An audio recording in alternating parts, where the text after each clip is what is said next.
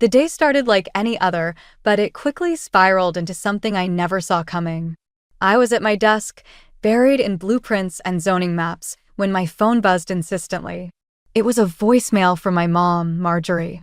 Her voice was shaky, almost breaking, as she talked about how Sloan had turned the family's lakeside cottage into some kind of influencer party hub. It was chaos, she said, and she and Dad were at their wits' end. "Greer, we need you," she pleaded, her words echoing in my head long after the message ended. I'm Greer, the responsible one. At 32, I'm an urban planner, the kind of person who thrives on order and structure. But this was a mess I couldn't ignore. My sister, Sloan, has always been a whirlwind, chasing social media fame like it was oxygen. But turning our parents' sanctuary into a circus? That was a new low. I felt a knot tighten in my stomach, a mix of anger and guilt. I should have been there, should have seen this coming. But life has a funny way of keeping you busy with your own problems until someone else's become impossible to ignore. Eli, I called out to my partner, who was working in the next room. I need to head to the cottage. Sloan's causing trouble again. He looked up, concern etched on his face. Want me to come with you? No, I'll handle it, I replied, trying to sound more confident than I felt. It's just family stuff. Packing a bag, I couldn't shake off the feeling that this trip would be different. Sloan and I have always had our differences, but this felt bigger, like a storm brewing just beneath the surface. As I drove, the miles seemed to stretch longer, my mind racing with what I might find. When I finally arrived, the sight was worse than I imagined. Music pulsed through the walls, and people I didn't recognize lounged on the porch, drinks in hand. My dad, Walter, was trying to keep things under control, but he looked exhausted. A shadow of the man who once taught high school history with such passion. I found my mom in the kitchen, her eyes red from lack of sleep. Greer, she sighed, relief and worry mingling in her voice. I'm here, Mom. We'll figure this out, I promised, though I wasn't sure how. As I stepped outside, Sloan was in the middle of a live stream, laughing with her friends. She looked up, spotting me, and her smile faltered. Oh, look who decided to show up, she said, her tone dripping with sarcasm. Sloan, we need to talk, I said, trying to keep my voice steady. She rolled her eyes, dismissing me with a wave. Later, Greer. I'm busy. I watched her turn back to her friends, frustration boiling inside me. This wasn't just about a party, it was about respect, about family. And if Sloan couldn't see that, then maybe it was time to make her. As I stood there, the weight of what needed to be done settled heavily on my shoulders. I knew this was just the beginning. Whatever it took, I was going to protect my family, even if it meant confronting the storm head-on. The cottage looked like a war zone of glitter and empty bottles. As I navigated through the chaos, I found my dad trying to reason with a group of 20-somethings who were more interested in their phones than his pleas for order. Dad, let me handle this, I said, placing a reassuring hand on his shoulder. He nodded, relief washing over his tired features, and retreated to the kitchen where Mom was. I pushed my way through the crowd, my patience wearing thin. Sloan was in the middle of posing for a photo, her husband Nolan strumming his guitar in the background. The moment she saw me, her smile turned to a smirk. Greer, you're harshing the vibe, she said, her tone light but her eyes challenging. Sloan, this have to stop, I replied, trying to keep my voice steady. Mom and Dad didn't sign up for this. She rolled her eyes, her friends giggling at our exchange. They're fine. It's just a little fun. Fun, I said, gesturing around at the mess. This is their home, not a nightclub. Sloan's expression hardened. You're just jealous, Greer. You've always been. There it was, the accusation that stung more than I cared to admit. But I refused to let her see how much it hurt. This isn't about jealousy, Sloan. It's about respect. She laughed, a sharp, dismissive sound. Respect? Coming from the sister who's always been too busy to visit? That's rich. I felt the heat rise in my cheeks, my hands clenching into fists. This isn't about me. Isn't it? She shot back, her voice rising above the music. You're just mad because I'm living a life you can't understand. The crowd around us had grown silent, their eyes flicking between us like spectators at a tennis match. I glanced at Nolan, hoping for some backup, but he just shrugged, strumming his guitar absent-mindedly. Why are you doing this? I asked, my voice quieter now, almost pleading. Sloane's facade cracked for a moment, a flicker of something vulnerable in her eyes. But she quickly masked it with bravado. Because I can, Greer. Because I want to. I stood there, at a loss for words, feeling the weight of our fractured relationship pressing down on me. This wasn't just about a party. It was about years of unresolved tension, of paths diverged. As I turned to leave, I overheard one of Sloane's friends whisper, "Isn't that the sister who's always playing the hero?" That was it. I walked away, my mind racing with what to do next. This wasn't just a sibling spat, it was a chasm that threatened to swallow us whole. I needed a plan, but more than that, I needed to understand why Sloane was so hell-bent on self-destruction. Back inside, my parents sat at the kitchen table, their faces lined with worry. "We're sorry, Greer," Mom said, her voice barely above a whisper. "It's not your fault," I replied, feeling the sting of helplessness. "But we need to do something. Together." As I sat with them, the murmur of the party outside seemed distant, my mind already racing with possibilities. There had to be a way to reach Sloane, to bridge the gap before it was too late. But how? That was the question that lingered unanswered as the night wore on. The next morning, the cottage was eerily quiet. The partygoers had left, leaving behind a mess of epic proportions. I was cleaning up the aftermath when I stumbled upon a stack of bank statements on the kitchen counter. The sight of my parents' names on the documents made my heart sink. I picked them up, skimming through the pages, and what I found left me cold. Sloane had been dipping into Mom and Dad's retirement savings, siphoning money to fund her lavish parties and online persona. I felt the air leave my lungs, my hands trembling as I tried to comprehend the betrayal. This wasn't just reckless behavior, it was a full-blown crisis. I found my parents in the living room, their faces drawn with worry.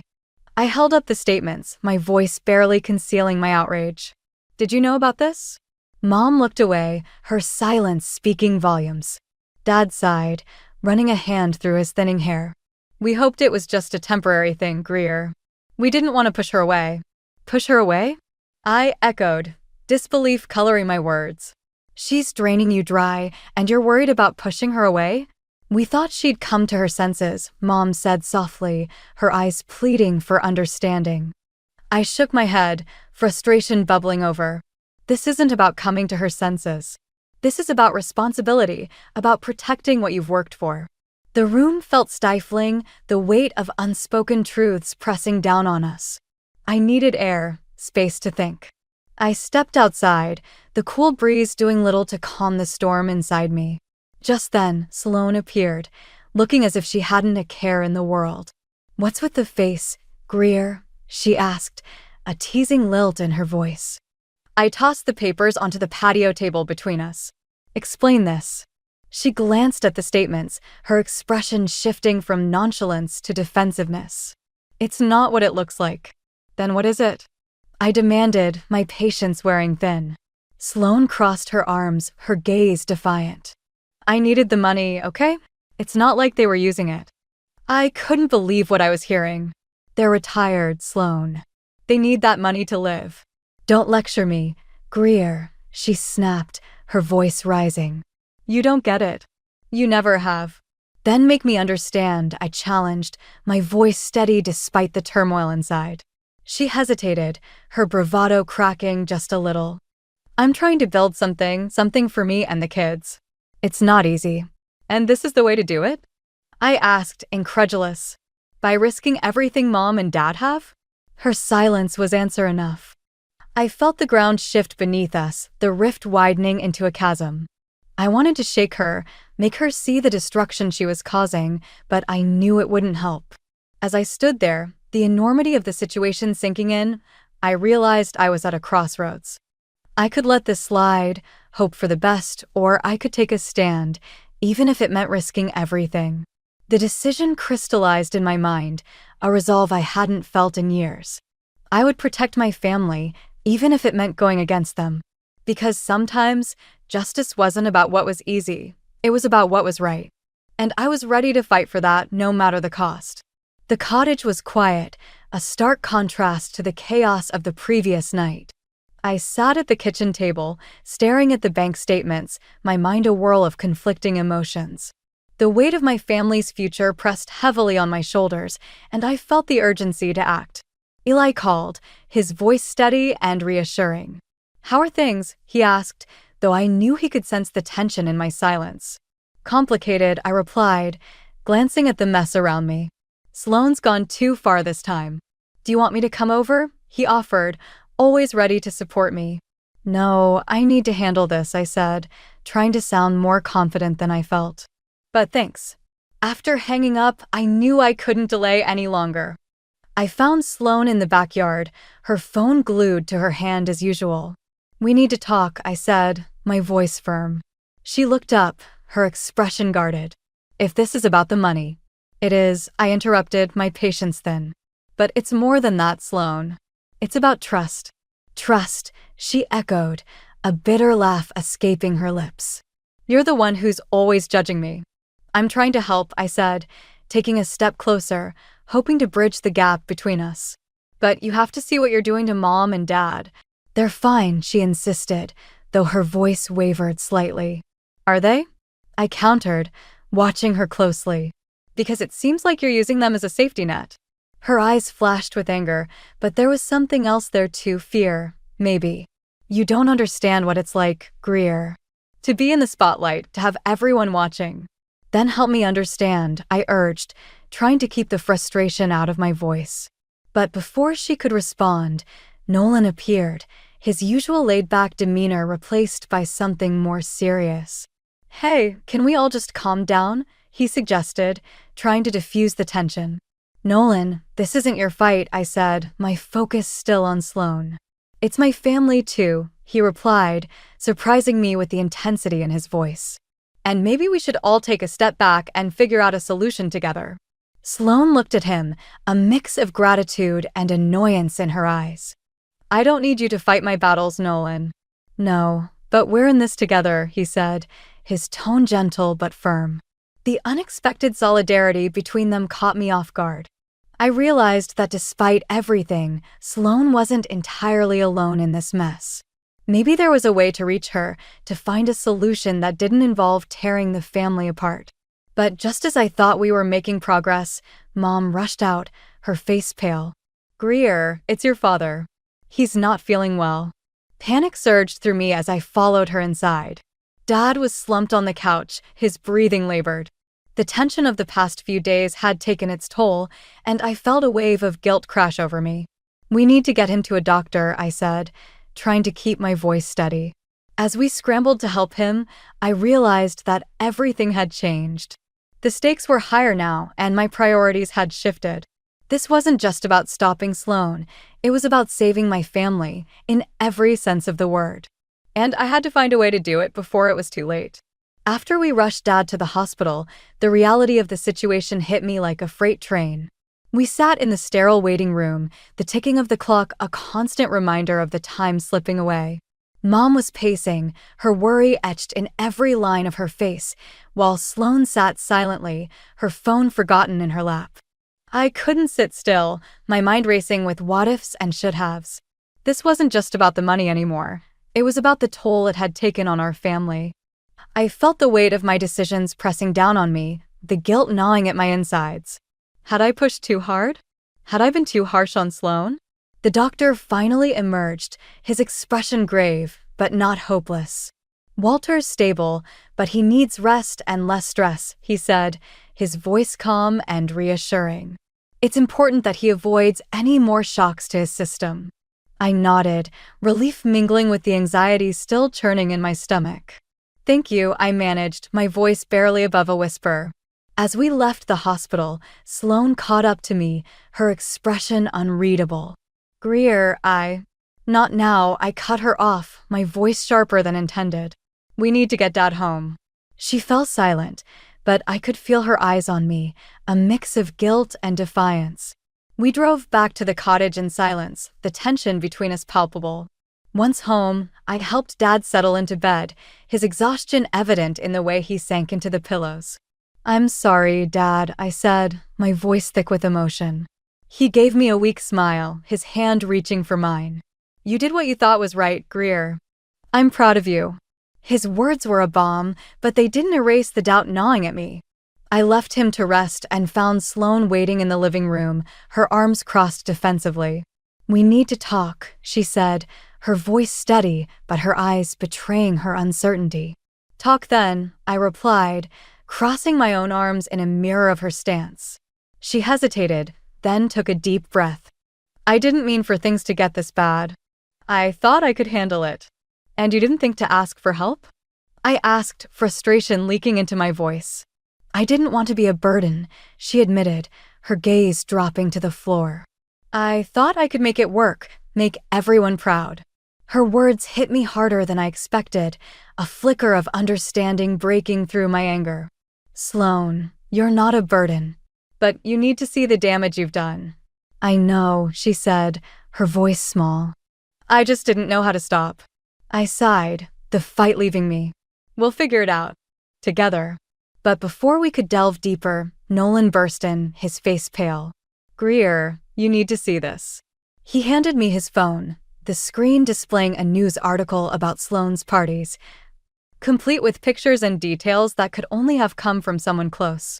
The article had gone viral, the scandal threatening to ruin Sloane's career and our family's reputation. My heart sank as I realized the consequences of my actions. I had wanted to protect my family, but now I was questioning if I'd gone too far. The path I'd chosen was fraught with unforeseen consequences, and I was left wondering if revenge had clouded my judgment. As I stared at the screen, I knew I was at a crossroads.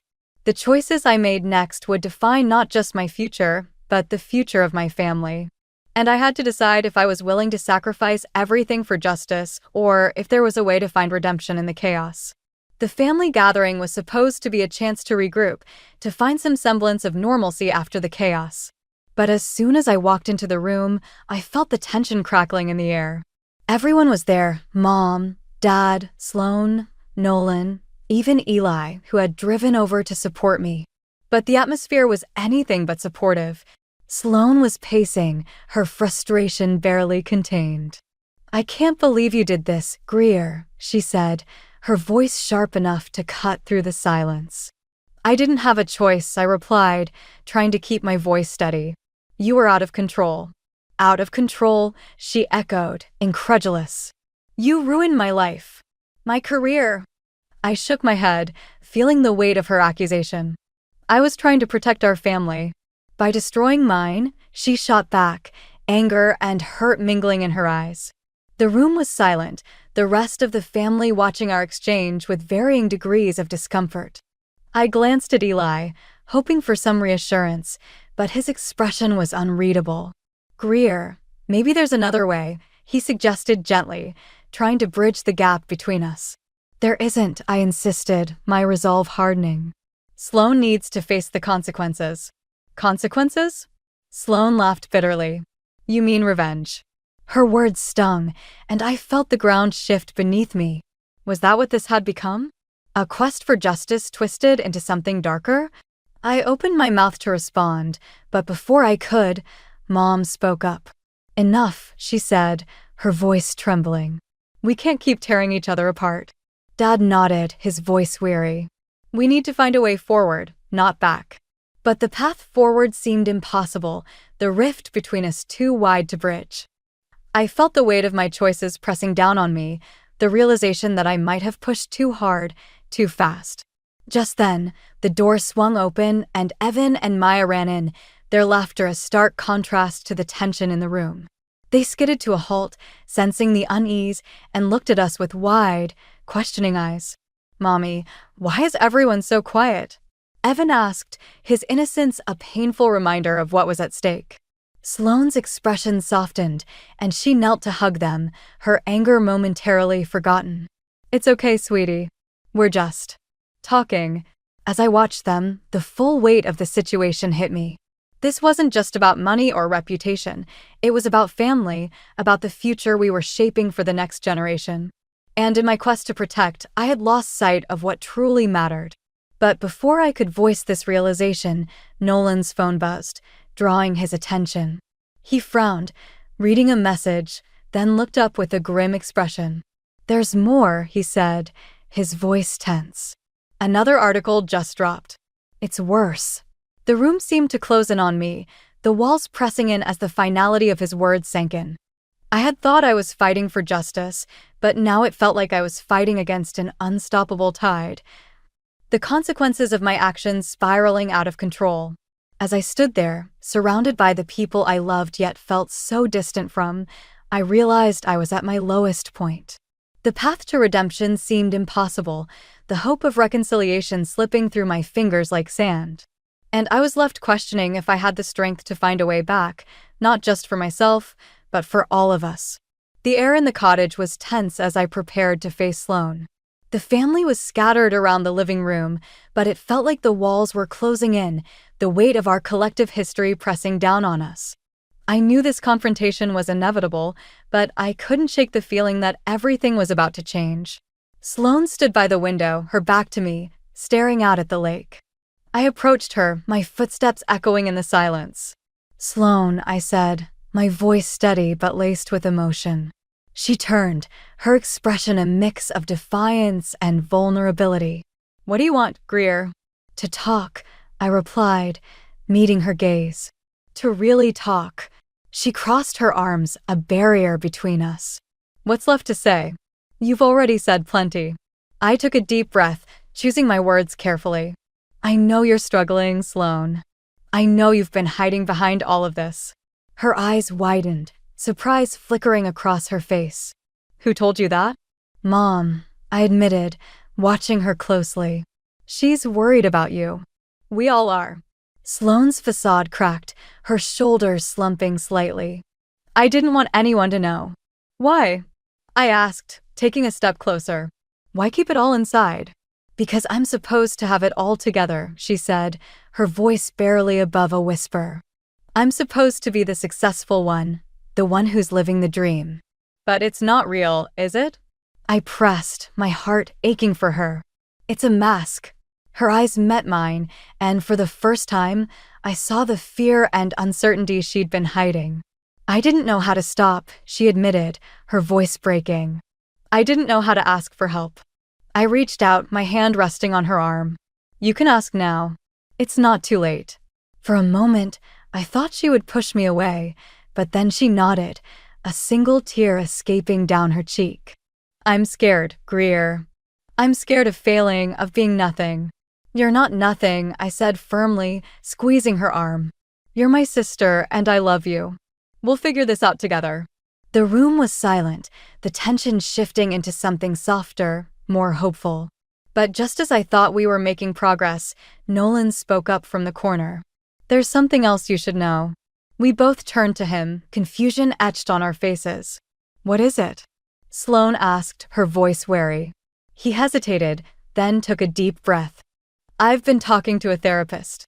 For us, for you. I think it could help." Sloane's eyes widened, a mix of relief and apprehension. "You did that for me?"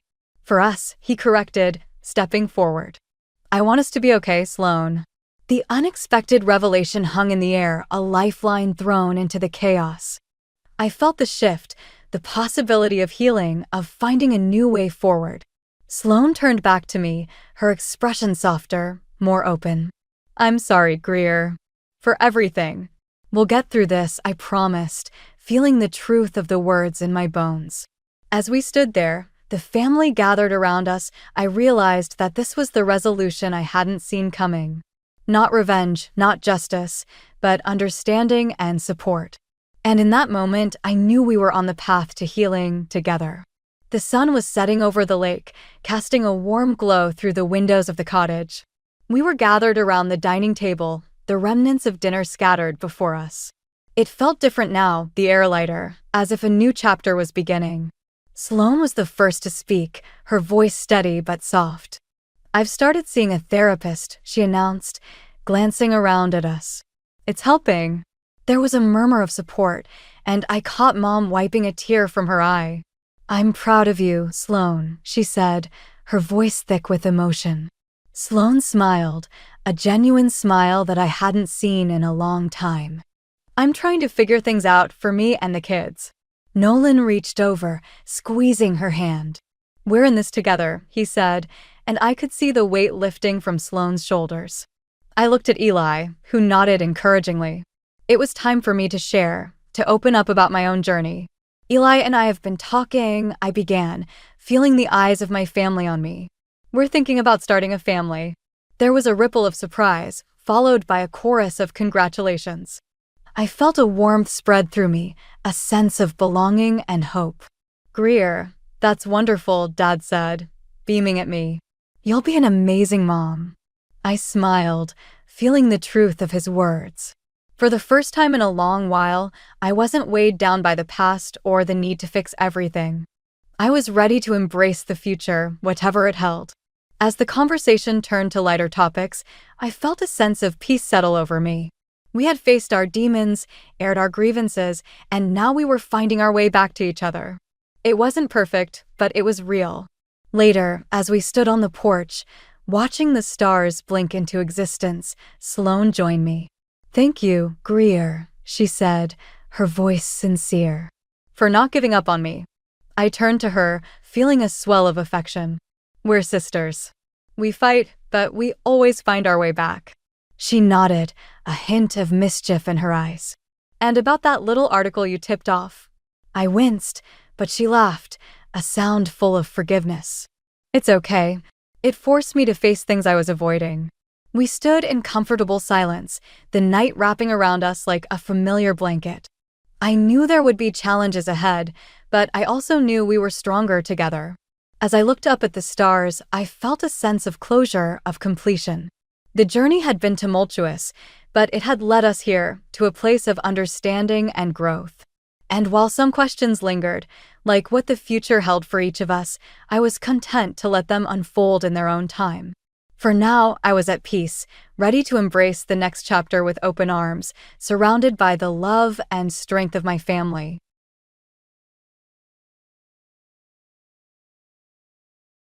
"I'm going to enjoy a trip with the girls using your card."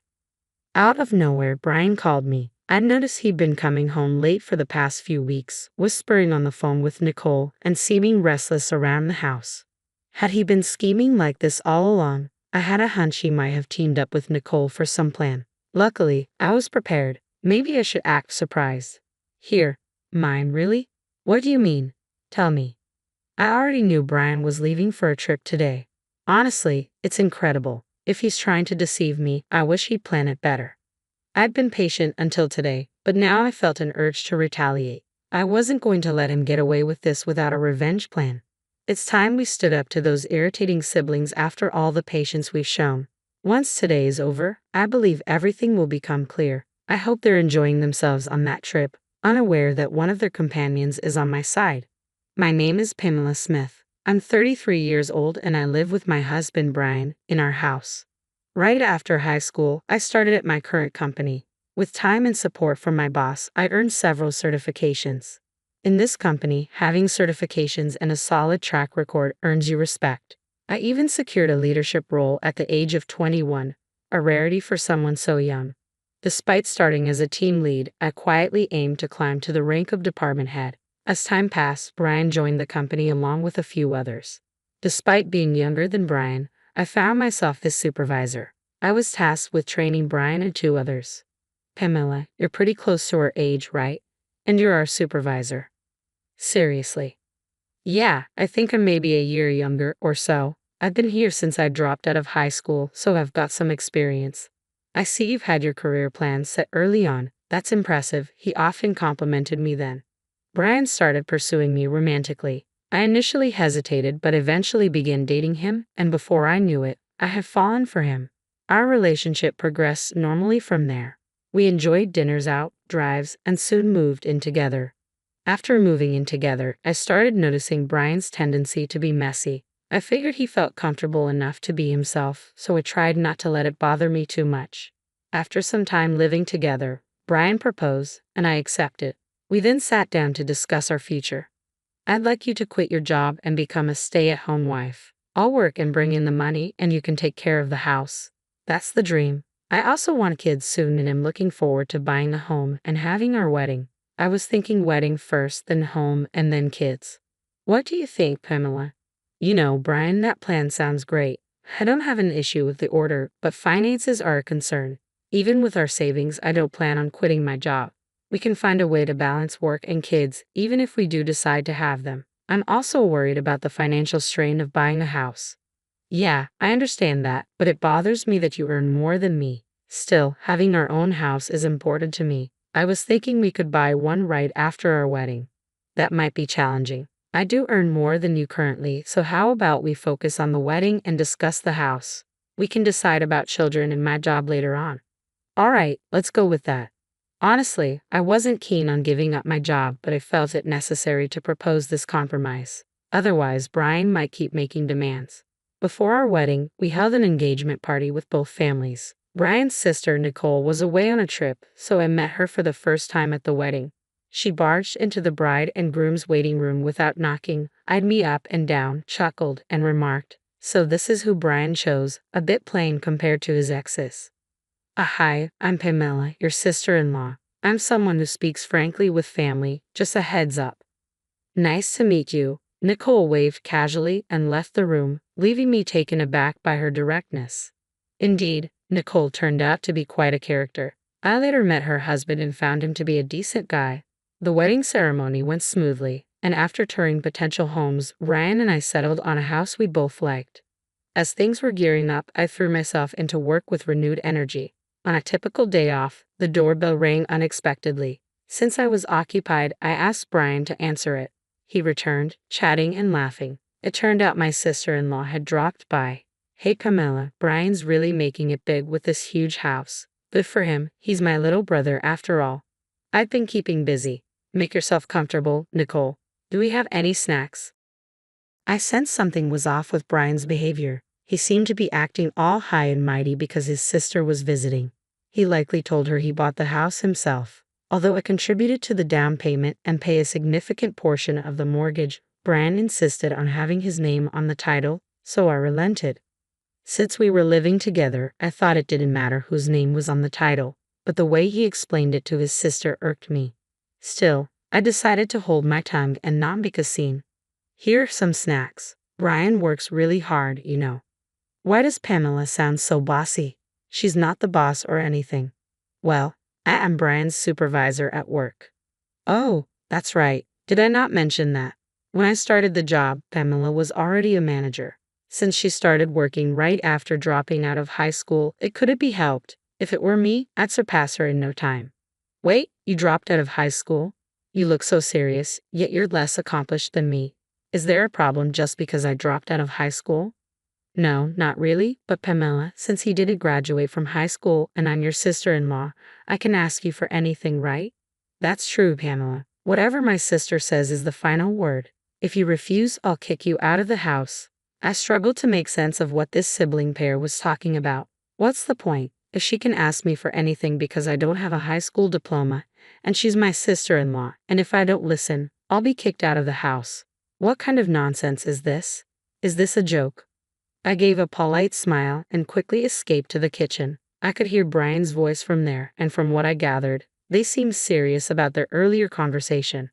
After their discussion, my sister-in-law came into the kitchen. "Pamela. Hey, I've got a favor to ask." "What's up?" "I kinda need to borrow a little money, like $5,000. Please." "How is that a little money? That's a lot. What do you need it for anyway?" "Come on, it's just $5,000. You're a supervisor, right? You must have a good salary." "Oh, right. I needed to cover the remaining renovation costs." "Didn't you just brag about your new condo the other day?" "Huh, did I? Anyway, just hand it over. Brian told me he'd lend it to me and said I should ask you." "What? Why would he decide that without asking me?" "Listen, Pamela, either give me the money or I'll call your boss right now and tell him you want to quit. Which do you prefer?" "All right, Nicole, I'll lend you the money, but on one condition. We need to draw up a promissory note." "What? Even though we're family?" "Fine. I'll bring my ID with a picture when I come to get the money, okay? Ah, such a hassle. But fine, if it means I get the money, I'll be over tomorrow night. So I decided to lend my sister-in-law the money, feeling that getting her to sign a promissory note was essential. Even though Nicole grumbled, she brought everything I asked for the next day. Honestly, I never realized how spoiled Brian was by his sister until we got married. It's ridiculous. I bet no matter what I said, it wouldn't have made a difference. Later on, I discovered that Nicole used the money to buy designer items. Once I lent her money, she kept asking for more without any hesitation. Of course, I made her sign a promissory note each time. Within a month, she had borrowed about $12,000 from me. Just when I thought this was getting out of hand, I was called into the boss's office. They wanted to promote me from supervisor to manager. I was over the moon and couldn't wait to get home and share the good news with Brian, who had taken the day off. I'm home. Brian, guess what? Welcome back, Pamela. You seem really excited. What happened? Today, my boss called me in and offered me a promotion to department manager. My goal has always been to become the head manager, so I'm thrilled to be getting closer to it. Huh? Wait, what? Pamela, you're getting promoted? I don't get it. Did you accept the offer? Well, yeah, I've told you about my goal before, right? Hold on, you should have asked for my permission before making such a decision. What were you thinking? Plus, I've told you I wanted you to be a stay-at-home wife, haven't I? How come you're getting promoted while I'm still stuck in the same position? Doesn't that seem odd? That's not my fault. I've told you I don't want to quit my job. Why you can't get promoted is beyond me. Shortly after, Brian made a call, and I assumed it was to his older sister. Sure enough, a few minutes later she arrived. Hey, I heard you stole Brian's promotion opportunity. What's the big idea? No, I didn't steal anything. At our company, promotions are based on performance. So you're saying Brian's incompetent at his job? How dare you look down on him as his wife? This is ridiculous. Let's go grab some barbecue on her dime. They rummaged through my purse and took my bank card. I tried to resist, but with the two of them against me, I ended up being restrained. They left, laughing. Tears welled up in my eyes. I shouldn't have married such a man. It's too late for regrets. I need to find a good divorce lawyer. That night, Brian didn't come home. The next day, when I went to work, Ryan had already arrived. He approached me with a smug look, saying, "Yesterday was a blast. Eating on someone else's dime is the best. Thanks for the treat." When he handed me the receipt, I saw he'd been to an upscale barbecue restaurant, and the bill was $1,200. There were also receipts from luxurious bars totaling an unbelievable $6,000. I wanted to snap back, but as more employees started arriving, I held my tongue. On my way home, I checked my bank account and to my shock, saw that $8,000 had been withdrawn. When I got back, I confronted Brian. Brian, what were you thinking, taking out $8,000? Fancy barbecue and luxurious bars? It's my money, saved from my single days. I just got home, and you're nagging me. Money from your single days? I don't know. I don't care. Can't do anything about it now since I've already spent it. He said that and quickly ran into the bathroom. That's it. I'm definitely divorcing him. I went to see a lawyer over the weekend. Several weeks have passed since then. The preparations for the divorce are progressing steadily. Ever since that incident, Brian has been coming home late, and he leaves the house in a hurry on his days off. I was getting suspicious and thought about hiring a private investigator when I got a call from Kevin, my sister-in-law, Nicole's husband. Hell, is this Pamela's number? Yes, Kevin, it's rare to hear from you. Yeah, it's been a while. Anyway, is my wife there? No, she's not here. I see. She's been coming home late and leaving without telling me on weekends. She said she was at Brian's place when I asked her yesterday. Oh, I see. Brian's been acting the same way. Maybe they're both going somewhere together. It's none of my business anymore, so I don't really care. Oh, and Kevin, I had something to tell you as well. Can you hear me out? None of your business anymore? What do you mean? All right, go ahead. I told him everything about the money I lent to my sister-in-law and everything else. Upon hearing this, Kevin sighed and said, "Is that so? I'm sorry about my wife. To be honest, I've been at my breaking point and considered getting a divorce, but I just couldn't take action." Why don't you use the evidence I've gathered, Kevin? You should divorce too. It's not fair for you to be in this situation. Let's give those selfish siblings who spend money recklessly a taste of their own medicine. Yeah, let's work together on this. Oh, by the way, I think Nicole and Brian might be planning a trip. He mentioned that she had urged him to take a long vacation and that there were travel brochures on her vanity. Curious, I decided to look inside the shelf that Brian had always told me not to touch. Sure enough, I found travel brochures and club cards. That's when it clicked for me. Kevin, I think they might really be planning a trip. I found some brochures. I've got an idea. As I explained the plan, Kevin laughed and agreed to go along with it. We decided to coordinate further via text and ended the call. I also sent him some potential evidence that could be beneficial for the divorce and meticulously planned our next steps. 2 weeks later, early one morning, Brian left the house. I knew about it since Kevin had informed me the day before. A few hours later, Brian called. I'm gonna have a blast on your card with my sis and friends. He had been coming home late and sneakily making calls with Nicole. I had sensed something was off. I suspected they were up to something. Good thing I had prepared. Maybe I should act surprised. Mine? What? What do you mean? Explain. Seriously, you didn't notice? We planned this trip ages ago. Kevin was just our backup plan in case something happened.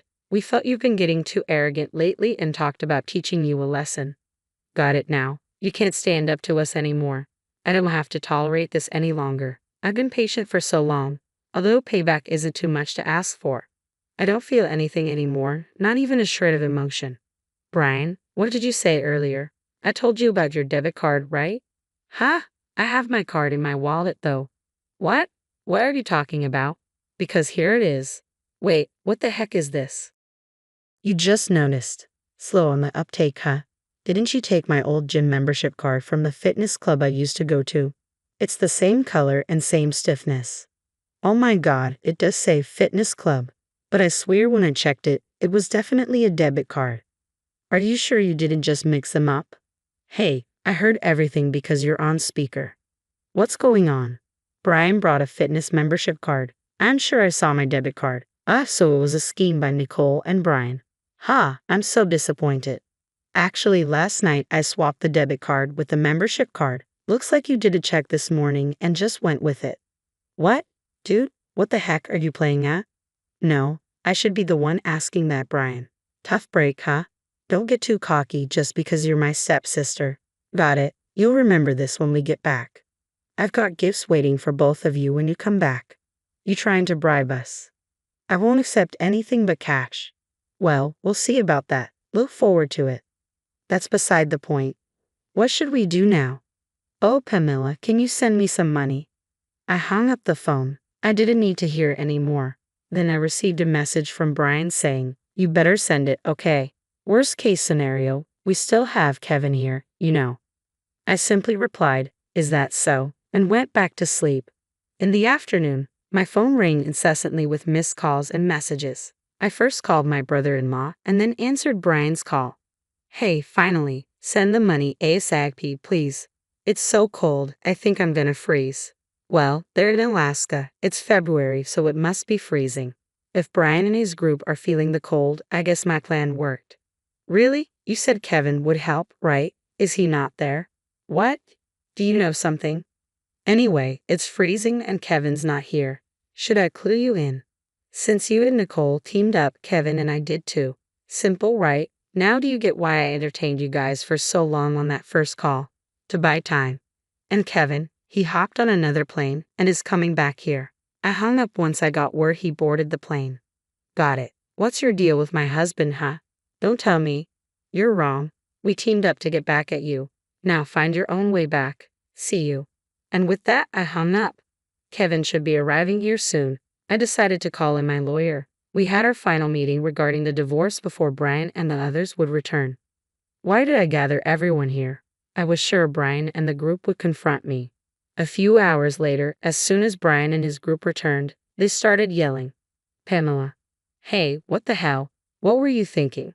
Be prepared to move out, okay? Kevin's with you, isn't he? Why did you even come back first? Unbelievable. You okay with me leaving you? Apologize. Shut it. Sit down. Usually calm, Kevin's shouting stunned Brian and his companion, making them sit down right away. The lawyer promptly handed out his business cards to both of them. They looked dumbfounded as they stared at the cards.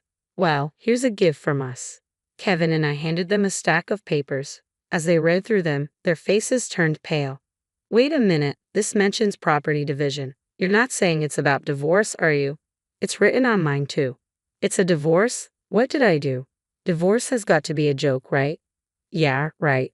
Kevin, let's head home. I'll go first. I've been recording your daily outbursts after some time, even the call you made from your vacation, Brian. You don't even know what you did. I can't continue like this with you. Hold on, are you sure? I said it, didn't I? I'm demanding half of the down payment from when we bought the house, the rest of the mortgage, and the repayment of the savings you spent from when I was single. Nicole, you spent the money you borrowed from me and also withdrew from my savings with Brian, right? You're gonna repay that.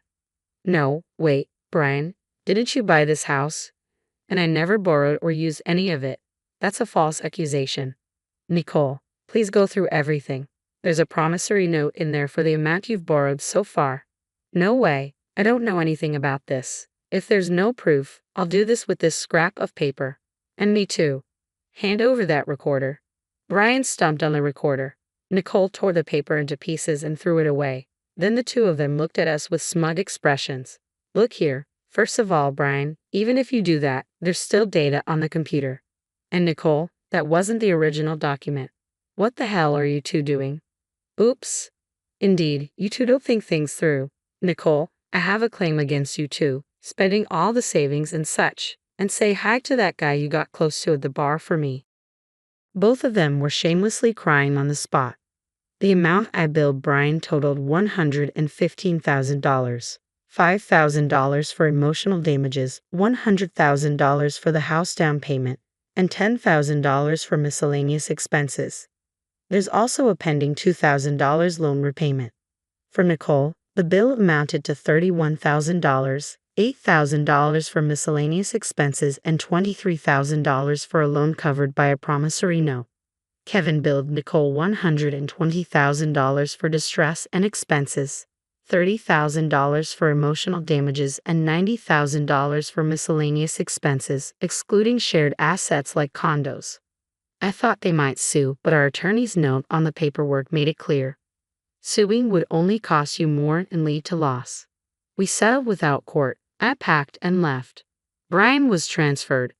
A few weeks later, Brian messaged me. Pamela, I miss you. Life's lonely without you.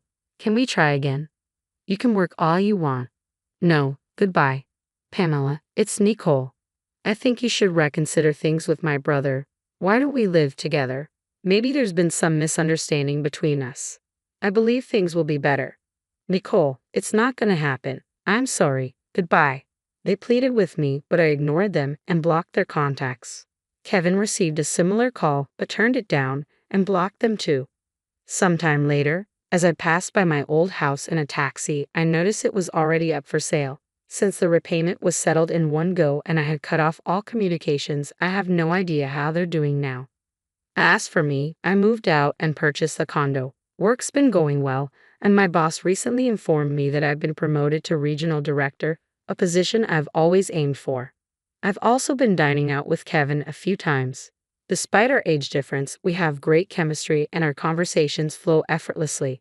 Things feel just right between us, and we share similar perspectives. Life's been good since the divorce. I'm glad I made that decision. What unfolded between Kevin and me after that is a story for another time.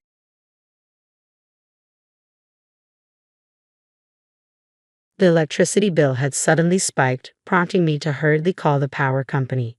An employee arrived promptly, looking puzzled as he inspected the outdoor outlet. "Did you notice this wire before?" he asked, gently moving the potted plant to reveal a strange wire leading toward my in-law's house. Bob and I exchanged glances, silently acknowledging the bizarre discovery. "Do you know anything about this wire?" the employee pressed. "Hey Bob, could this be?" "Yeah, no doubt about it. This is why our electric bill went through the roof." Bob unplugged the wire decisively. Immediately, a shrill scream pierced the air from my in-law's direction. "What? Probably my mother-in-law," I muttered. Soon after, hysterical voices grew louder behind their door, heading our way. Suddenly, my mother-in-law emerges from the bushes. My name is Mary Johnson, a 32-year-old stay-at-home mom with a passion for trying limited-time desserts. I always gather information about desserts, whether from friends or through my own research. Bob, my kind husband, supports my hobbies. We've known each other since college. I've always admired his consistent kindness. I've also cherished my in-laws who raised such a wonderful man. Many married friends complain about their mothers-in-law, but thankfully, that's not the case for us. My mother-in-law and I bond over desserts. She's always delighted with my recommendations. My father-in-law, though quiet, has a reassuring smile. They both adore me, and I feel the same about them. They live just a 30-minute drive away, close enough but not too close. Sometimes I've wondered if we could live together harmoniously, given our mutual affection, but life isn't always that simple. One day, I was caught off guard by the news from Bob. What? Your parents? It turned out, my in-laws were moving into the vacant house next door. I had always assumed they owned their home, but it seems they were actually renting. Their current place had aged, prompting them to seek a new residence. Upon discovering the empty house adjacent to ours, they swiftly decided to make the move. It was a sudden change in proximity that immediately sparked anxiety within me. So far, I had enjoyed a good relationship with my in-laws without any major issues. Now, I couldn't help but wonder if things would remain okay. Living next door meant the potential for daily interaction, which, while I cared for them, felt a bit overwhelming. Yet voicing these concerns seemed impractical. The distance was too close for comfort. When Bob gently suggested to his parents, "Maybe you shouldn't move," they brushed it off, convinced that their close relationship with us would make everything fine. I had even entertained the thought of us living together, a notion I now regretted entertaining. As my anxiety grew, our in-laws moved in. We greeted them cautiously, initially establishing boundaries that seemed to work. However, as they settled in, my mother-in-law began testing those boundaries in ways that surprised and frustrated me. She disregarded common courtesies, dropping by unannounced and acting as if our home was hers. It felt like they were monitoring our every move, invading our privacy with their constant presence. Then, one day when my mother-in-law paid an unexpected visit and inspected our dinner, she dropped a bombshell. "Hey Mary, I've been thinking maybe you could stop locking the door." I couldn't believe my ears. In this day and age, who suggests leaving the house unlocked? Not locking the door means anyone could stroll in at any time, which is far from comforting. It's clearly a risky idea. Since my mother-in-law moved nearby, even the doorbell ringing makes my heart race. Now, the thought of her letting herself into our home without warning is unsettling. I definitely couldn't agree to that. Lately, with everything going on, the idea of leaving the door unlocked feels downright scary. I politely declined with a smile, trying to keep the mood light, but she frowned and insisted, "Oh, Mary, you're so cautious. But don't worry, I'll ask the neighbors to keep an eye out for you. And remember, your father-in-law and I will be dropping by often." I know she means well, and I appreciate her concern. That's why I couldn't bring myself to tell her how overwhelming her frequent visits had become. But everyone has their limits. Last week alone, it felt like she was practically living at our place. I've been having tea with my mother-in-law at her home every day. Spending this much time together, it's no surprise tensions can arise. I've come to realize that a good relationship between a mother-in-law and daughter-in-law depends on maintaining the right boundaries. She started leaving unnecessary potted plants in our yard or planting flowers without asking. It felt like she was asserting her presence without regard for our preferences. If it happened occasionally, I could tolerate it, but every day was pushing it. Since the door incident, she's brought it up repeatedly. I managed to deflect her by citing my strong concerns about security. However, I didn't end it. She began to plead with me in earnest.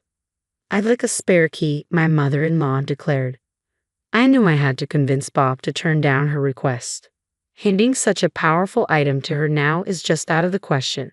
Despite feeling conflicted about her behavior, I didn't harbor any real dislike toward her. Yes, she could be intrusive, but I understood it stemmed from good intentions. Rather, my reluctance stemmed more from guilt over denying her than anything else. However, as time went on, my feelings toward her began to shift. Whether it was a change in me, her, or both of us, I couldn't pinpoint, but gradually I started to feel increasingly uneasy and annoyed by her remarks. This change occurred a few months after she moved in. It had become routine for her to drop by after lunch. Once, I suggested she join my father-in-law for his walks or shopping outings, but she declined, citing fatigue from walking. Lately, she had begun to exhibit typical mother-in-law traits. Whereas before she would simply thank me for making tea, now there were comments like, "It's lukewarm," or "It's too weak." Her conversation topics often gravitated towards gossip or criticism of others, which left me feeling deflated after her visits. Despite my discomfort, I found myself nodding and forcing a smile to avoid confrontation. It wasn't sustainable. The grass in their yard keeps growing, and they never seem to mow it. I've even considered doing it myself. Today, my mother-in-law was passionately discussing a neighbor's consistently neglected yard. So, I was saying, mid-sentence, my mother-in-law abruptly halted and glanced towards the bookshelf. Had she spotted a book that caught her eye? Wouldn't it be nice if we could just sit quietly and read together? Did you find a book you're interested in? As I moved towards the bookshelf, she extended her hand past it, retrieving something from the nearby rack. "Susan, please don't touch that." Upon seeing what she had taken, I reached out hastily, but she innocently opened it and exclaimed in delight, "Oh my dear Mary, goodness, did you overspend last month? Your electricity bill is twice as much as ours." To my dismay, my mother-in-law was perusing our household account book as if it were a magazine. "Stop, give it back." When I managed to snatch it away, she chuckled softly. "No need to get so flustered, dear. But Mary, it seems like you're not so good at saving money. Bob must feel bad having a wife who struggles with budgeting. You should try a bit harder, okay?" Her words stung, and I could feel my face flush with embarrassment. The household account book clearly bore the words "private" on both the front and back covers, yet she boldly opened it as if it were a casual read. I was incredulous. "And those desserts you love. I enjoy limited edition treats too, but if you can't save a dime, should you really be indulging?" My mother-in-law continued to criticize, lamenting over our food expenses and the soaring electricity bill, all the while boasting about her own frugality. After lecturing me, she finally seemed satisfied and left. Once she was gone, the weight of her words hit me hard, and I couldn't stop crying. The accumulated stress, along with her intrusive remarks, had pushed me to my breaking point. I sobbed uncontrollably until Bob arrived home. "You don't have to take Mom's words to heart. It's easier said than done," he comforted me. "I'll talk to Mom and ask her not to come over unannounced again." "Yeah, please," I managed to reply. After calming down, I decided to address something that had been bothering me for a while: the mysteriously high electricity bill my mother-in-law had pointed out. Despite no notable changes in our usage, it had inexplicably skyrocketed in recent months. Dealing with her had consumed so much of my energy that I hadn't had the chance to investigate it properly. Bob examined the details on the electricity bill, clearly perplexed. "This doesn't make sense." "I know, right? The next bill is due soon. If it still seems off, we should call the electric company," I suggested. A few days later, a bill arrived with a shocking total of $1,300, more than double our usual amount. Convinced something was wrong, we promptly arranged for an electric company technician to visit. The technician conducted a thorough inspection and then beckoned us over with a curious expression. "Did you folks know about this wire?" With Bob and I approaching, he gently moved a potted plant aside to reveal an external outlet obscured by overgrown leaves. "From this outlet," the technician explained, "there's a wire leading towards your in-laws' house. Do you have any idea about this?" Bob and I exchanged knowing glances, both likely pondering the same possibility. "Hey, Bob, could this be?" "Yeah, it's got to be. This explains the sudden spike in our electric bill." To verify, we followed the wire with the technician, pushing through dense bushes and tall weeds. Sure enough, it led to a storage shed on my in-laws' property. Though we couldn't see where it connected from there, it was evident that it was somehow linked to their house. The technician, with a stern look, asked, "Should I call the police?" "No, we might have to consider it, but let's talk it over first. This property belongs to our parents," I explained. The technician initially appeared tense, possibly suspecting electricity theft, but upon understanding it was a family matter, his expression softened. "Oh, I see. I'll take my leave then." "Yes, thank you for coming out and checking. We appreciate your time," Bob said as we escorted him to his vehicle. After he left, we faced each other in silence, deep in thought. Bob sighed heavily, rubbing his temples. "I'm sorry you have to deal with my mother's behavior. It's just..." "Don't apologize. What should we do now?" "Bob's parents are likely at home. Should we confront them directly or should we plan our approach first? I asked, contemplating our next steps. Bob, lost in thought, walked towards the external outlet that had been revealed earlier by the technician moving the potted plant aside. Come to think of it, maybe my mother deliberately placed the plant there to conceal this outlet. Bob mused reluctantly, wrestling with the suspicion. What is this wire connected to? Bob asked abruptly, reaching out to unplug it. Wait, is it safe to unplug that? I already did. The thought of them potentially stealing our electricity all this time infuriates me. Bob replied firmly, his frustration palpable. Anyway, we have the employee as a witness. I won't let them make any lame excuses. If we need to, we've got that covered. That's true, I agreed, nodding. Then suddenly, what? A sharp scream pierced the air from Bob's parents' house. Probably my mother-in-law, I sighed. Moments later, there was frantic murmuring, and voices started approaching our direction. With surprising speed, my mother-in-law burst out from behind the hedge. What? Clearly caught off guard to find us there, she exclaimed in surprise upon seeing us. I'm the one surprised here. What are you doing sneaking around here? I challenged, stating my ground. Well, you see, she hesitated, clearly uneasy. Meanwhile, Bob held onto the wire he had removed firmly. Upon noticing it, my mother-in-law attempted to grab the wire from Bob's hand. Bob quickly moved it out of her reach, keeping it hidden behind his back. What's going on here? No, that's what I should be asking you. Bob thrust the wire toward her. This was plugged into our outlet. My mother-in-law's eyes darted around momentarily, then she adopted a defensive posture, looking upwards. So, where does this wire go? Bob pressed, holding the wire firmly. I have no idea. Just plug it back in now. Things are a mess here since you pulled it out, my mother-in-law insisted anxiously. How can you ask us to plug it in without knowing where it leads? And now you're acting like you suffered because it was unplugged. It's almost like you're admitting you did it, I remarked, incredulous. But my mother-in-law showed no signs of guilt, only panic. I understood why she was so flustered. Standing beside Bob, I offered a reassuring smile. Susan, please calm down. We can't just plug in a wire when we don't know where it goes. This is our outlet, isn't it? It's no big deal to plug it in just for a moment. Please, she pleaded. Susan, remember what you said about not wasting electricity? About how Bob has a wife who can't even save on electricity. I prodded gently, sensing her discomfort. I won't make it on time, she muttered under her breath, visibly on the edge. What time is it now? It's 9:57. Oh no, I'm done for. With that exclamation, my mother-in-law hurriedly left in a flustered state. Bob looked bewildered by her behavior, but I knew exactly why she was in such a rush. I whispered to Bob, is this what you were talking about? Yeah, if we stick around, she'll definitely show up again, Bob confirmed, tossing the wire aside as we retreated back into the house. Not long after, I heard a clattering noise at the front door, followed by the insistent ringing of the doorbell. It's my mother-in-law, I muttered, unlocking and opening the door. Hello, Susan. About what I was saying earlier, enough of your excuses. Move. Without hesitation, my mother-in-law shoved past me and barged into the house. She appeared visibly agitated, her footsteps echoing heavily as she marched into the living room and collapsed onto the sofa. Bob, who was already in the room, looked puzzled and was about to speak, but my mother-in-law beat him to it. Oh, I'm dying of thirst. Is the tea not ready yet? You're so slow. Anticipating needs without being asked is basic courtesy, you know. I'm right. Also, why do you always lock the door? Everyone in the neighborhood thinks I have a standoffish daughter-in-law. There's nothing worth stealing here anyway. It's just so pretentious, she grumbled.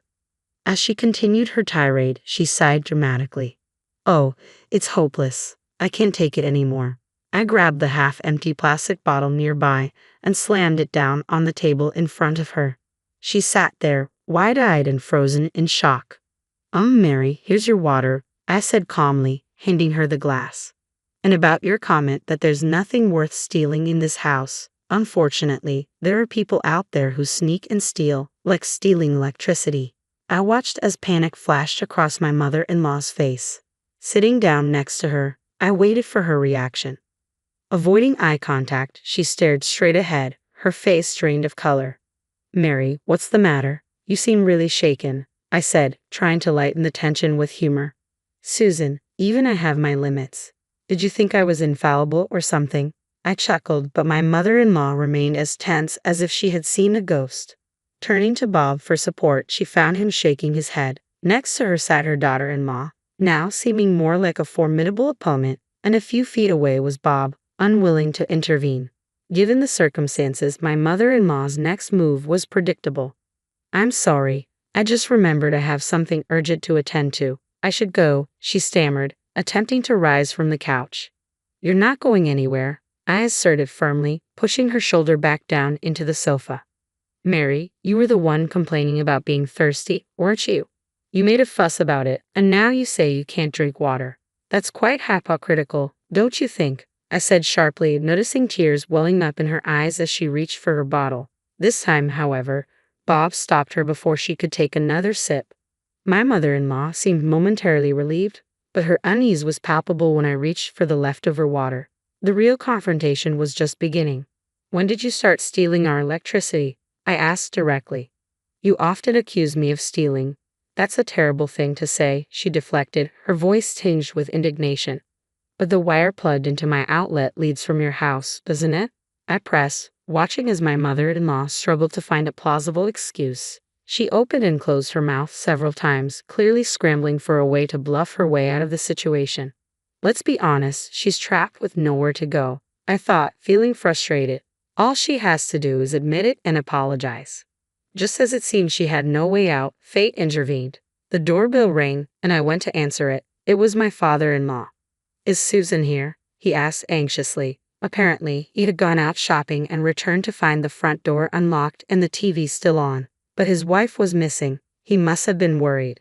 Seeing her husband, my mother-in-law rushed to him, tears streaming down her face. My father-in-law looked taken aback by her distress. Sensing the need to clarify everything, Bob stepped in and began explaining from the beginning. After contemplating for a moment, my father-in-law began to speak slowly. Isn't there some kind of mistake? It was understandably difficult for him to accept that his wife had been secretly using electricity from their son's house. Then who did the wiring? Do you think a stranger would go through the trouble of connecting someone else's wiring to another person's house? My father-in-law crossed his arms, deep in thought. Eventually, he nodded and suggested, let's go have a look.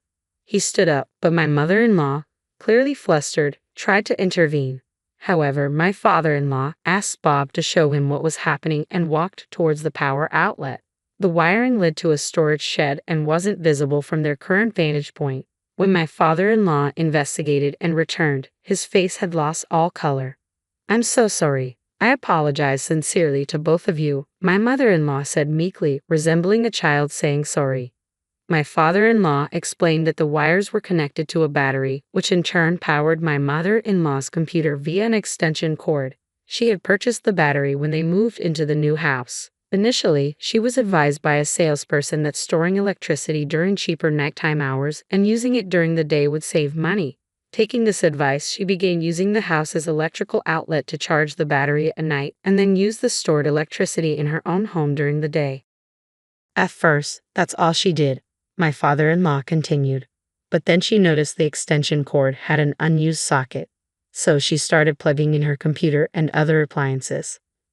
Eventually, she was drawing electricity from our house all day, not just at night. My mother-in-law tried to justify her actions by claiming, I heard it was more economical. Naturally, I was infuriated that she had been stealing electricity without permission. What aggravated me even more was the fact that despite her constant criticism and belittling of me, she had been lying all along. You often criticize how Bob is unlucky to have a wife who can't save money and how I indulge in sweets but can't save a dime. Isn't that true?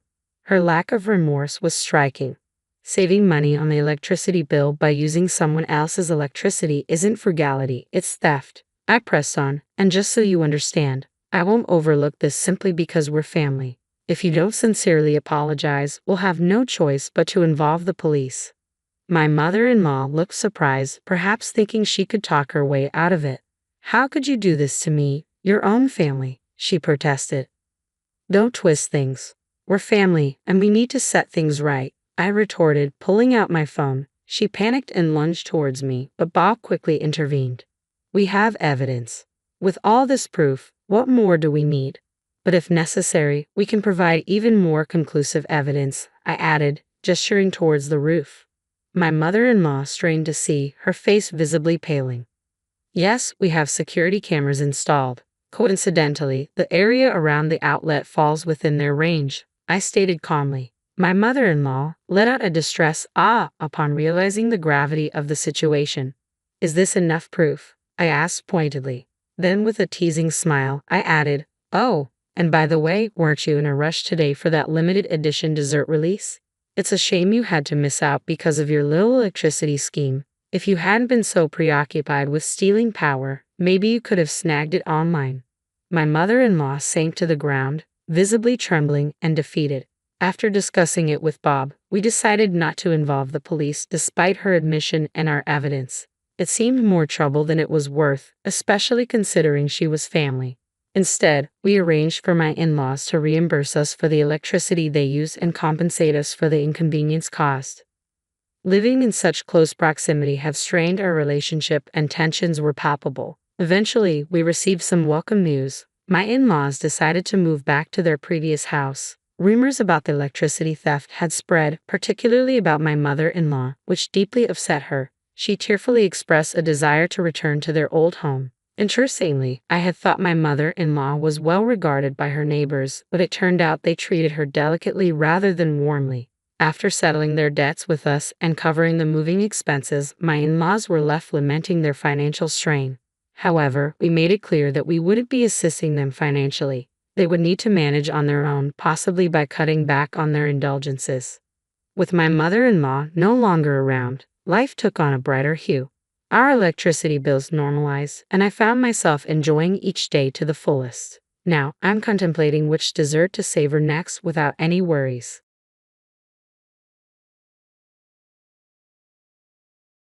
Revenge on my wife for me.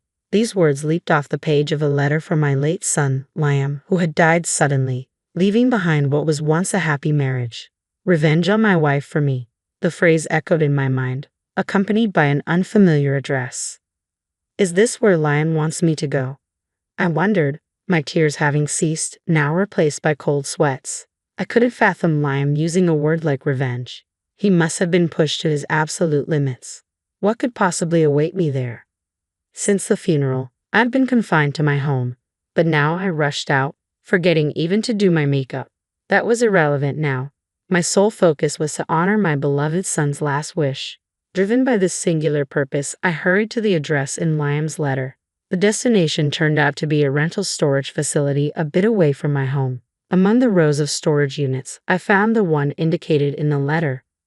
With trembling hands, I inserted the thin, small key attached to the letter into the lock and opened the door.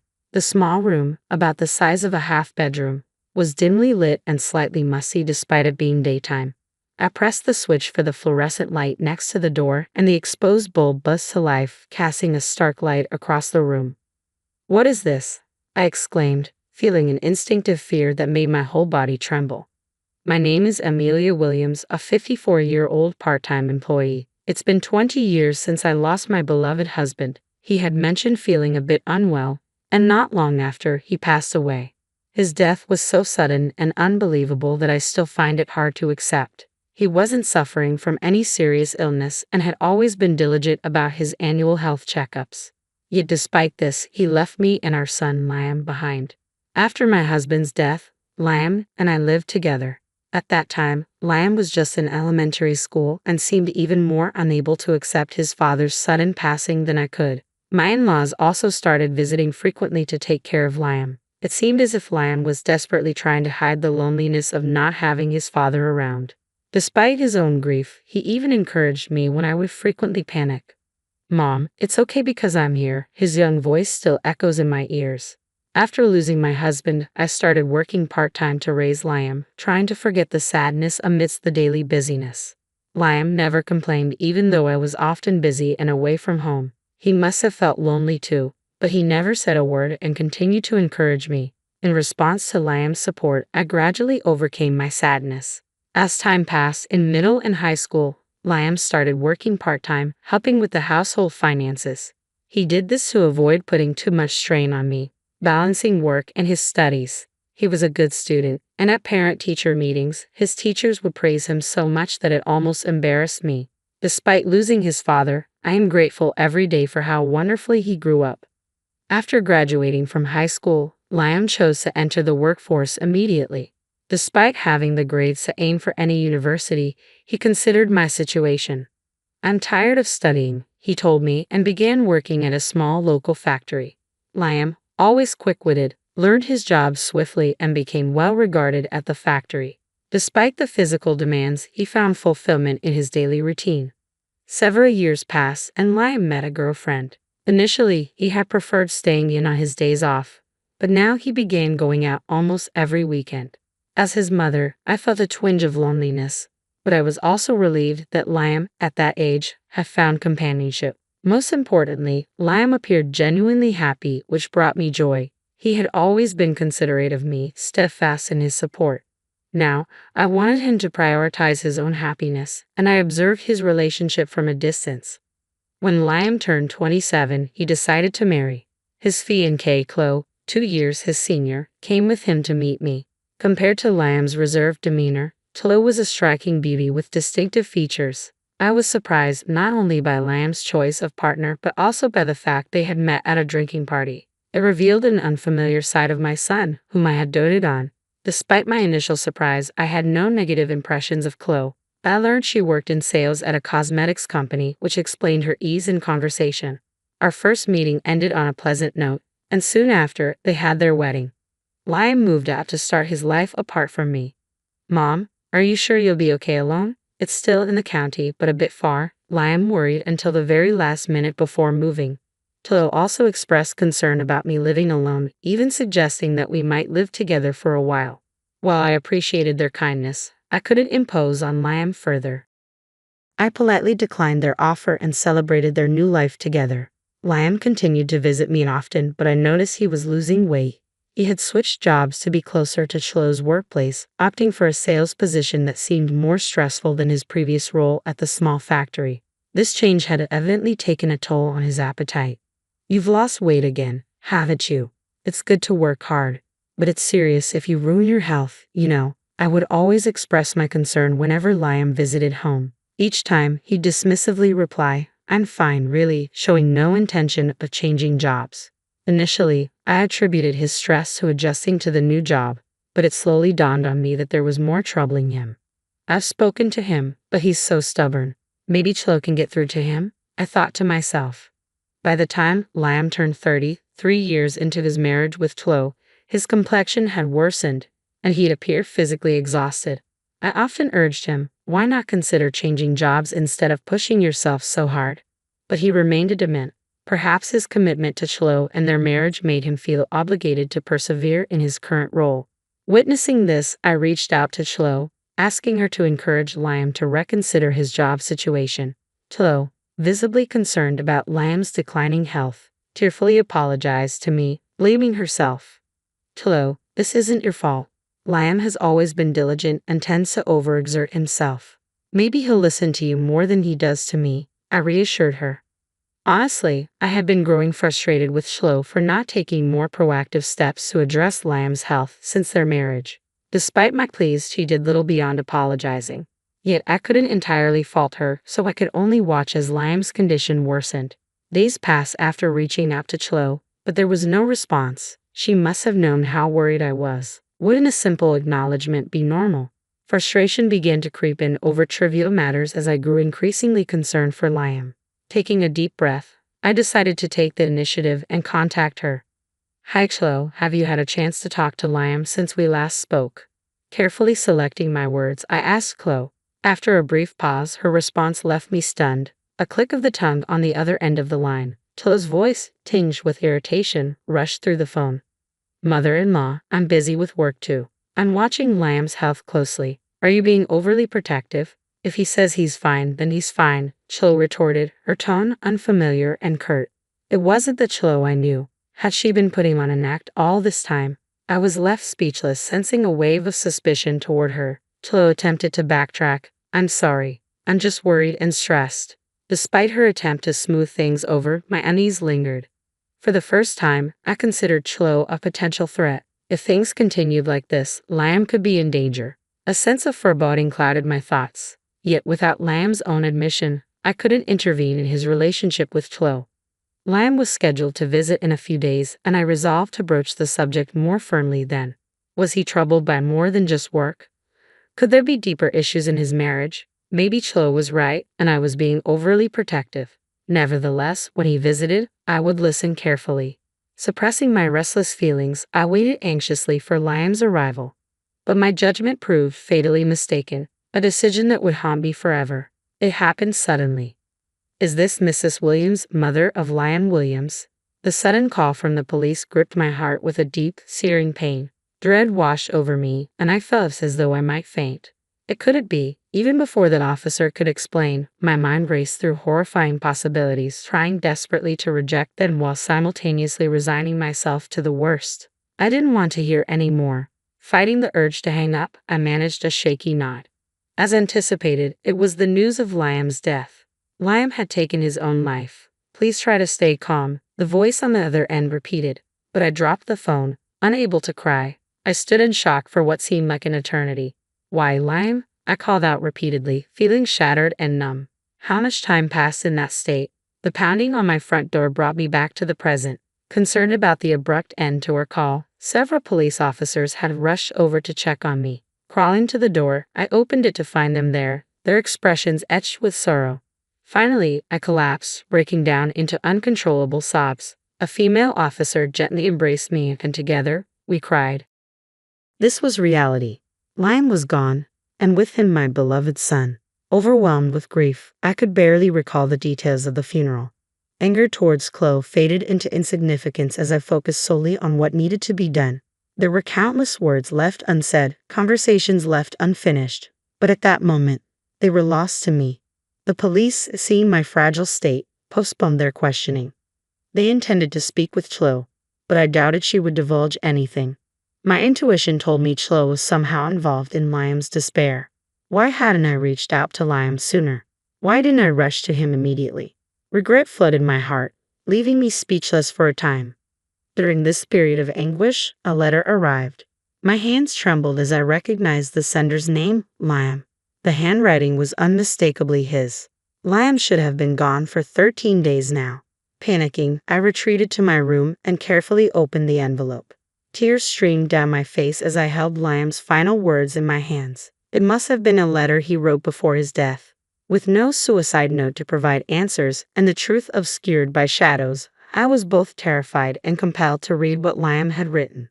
Perhaps this letter held the key to understanding what had tormented him for so long. As I cautiously opened the letter, my heart heavy with grief, I found it filled with Liam's words of gratitude towards me. My entire body began to tremble uncontrollably, and I couldn't hold back the flood of tears. Why couldn't I have saved him?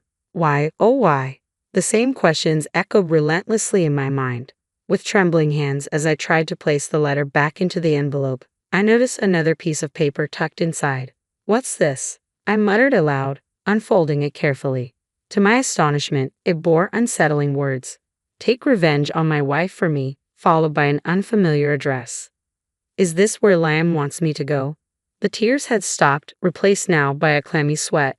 Liam using the word revenge was unimaginable. He must have been pushed beyond endurance. What could possibly await me there? Since the funeral, I had been confined to my home, but now I rushed out impulsively. I was so consumed that I hadn't even bothered to put on makeup, but that was inconsequential now. I was determined to honor my son's final wish. With a singular purpose driving me, I hurried to the address written in the letter. It led me to a rental storage facility not far from my home. Among rows of storage units, I located the one specified in Liam's letter. Inserting the small key attached to the letter into the lock, I opened the door. The small room, dimly lit and faintly musty despite the daylight outside, greeted me. I flicked the switch near the door, and the fluorescent light buzzed to life, casting a stark illumination. What is this? Inside the room, as the light slowly brightened, I saw a desk cluttered with several photos scattered haphazardly. Strewn about were bits of notepaper, and the floor was littered with notebooks and empty bottles. It was a scene of disarray that seemed utterly unlike Liam, who was always meticulous about his belongings. A chill ran down my spine, a primal instinct warning me of something I was about to confront. Reluctantly, I focused on the photos lying on the desk and saw Chloe. But she wasn't alone. Chloe was intimately holding hands with an unfamiliar man. As I looked closer at the other photos, each one captured them together, undeniable proof of infidelity. As I sifted through Liam's meticulous notes and reports, my suspicions from the letter were confirmed. Chloe was indeed the cause of Liam's unbearable stress. While work might have contributed, it was Chloe's actions that had driven Liam to take his own life. Trembling with anguish, I frantically pored over the detailed accounts in the notebook. Each entry chronicled the date and time of Chloe's hurtful words and actions towards him, calling him useless, even physically assaulting him. The horror of these revelations tore at my heart. Why hadn't I noticed? Why hadn't Liam confided in me? These questions echoed relentlessly in my mind. Alongside Liam's handwritten records, there were professionally compiled reports, likely commissioned by him, documenting Chloe's infidelity. The photos strewn across the desk were evidence from a private investigation into her affair. I also discovered several USB drives in an envelope, which I swiftly packed into my bag. The oppressive atmosphere in the storage unit, saturated with Liam's anguish, was suffocating. Even as his mother, I felt assaulted by his unresolved resentment. "I'm sorry, Liam," I whispered, my heart filled with a seething hatred towards Chloe for what she had done to my son. I vowed to seek justice for Liam's suffering. Why did Liam have to endure such torment? Why hadn't he reached out for help? Determined to find answers and bring closure to his grievances, I returned home with the damning evidence of Chloe's betrayal. The task of confronting the cruelty Liam had endured was agonizing and self-destructive. Waves of regret washed over me, tears streaming down my face uncontrollably. Even if I exacted revenge, it wouldn't bring Liam back. But I couldn't stand idle. I forced myself to consider what to do with the evidence Liam had entrusted to me. The police would soon arrive to question me. Should I hand over the evidence then? No, that seemed too lenient. Liam had left this world hating Chloe and her lover. What could I do to ensure Liam could finally rest in peace? Just then, the doorbell rang, interrupting my tumultuous thoughts. Could it be the police already? Checking the intercom camera, I saw a familiar face. "Hello, it's Smith here."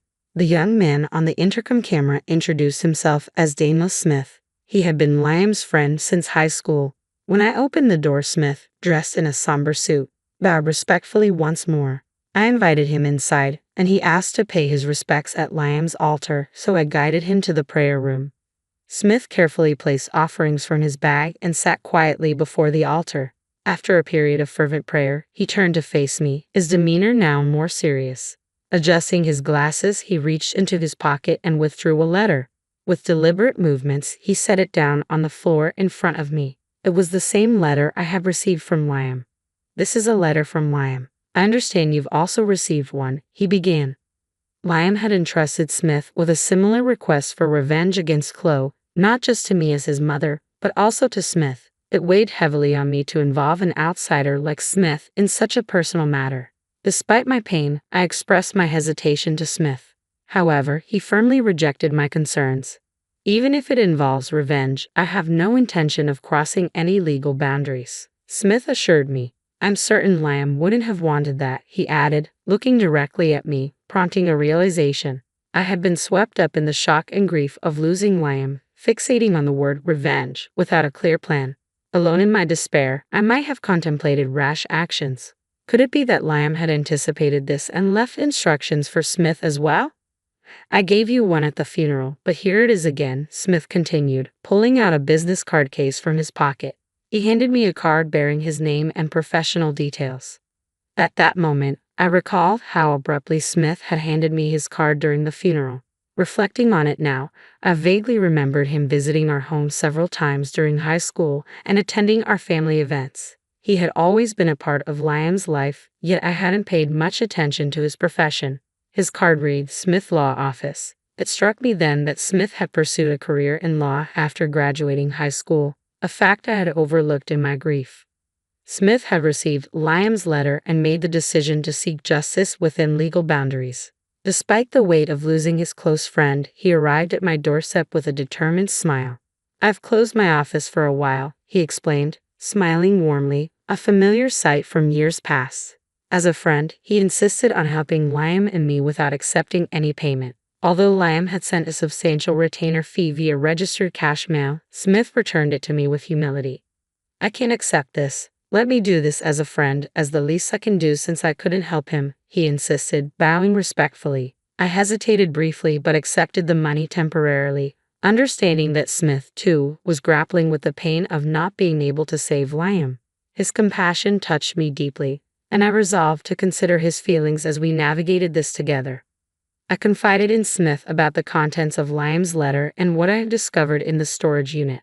Despite our shared urgency, I suggested we take a brief pause. You must be tired from your journey.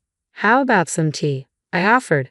Amidst the chaos, having Smith as a steadfast ally was a source of reassurance for both of us. I welcomed him as not just Liam's friend, but as a supportive presence in my own journey of seeking closure.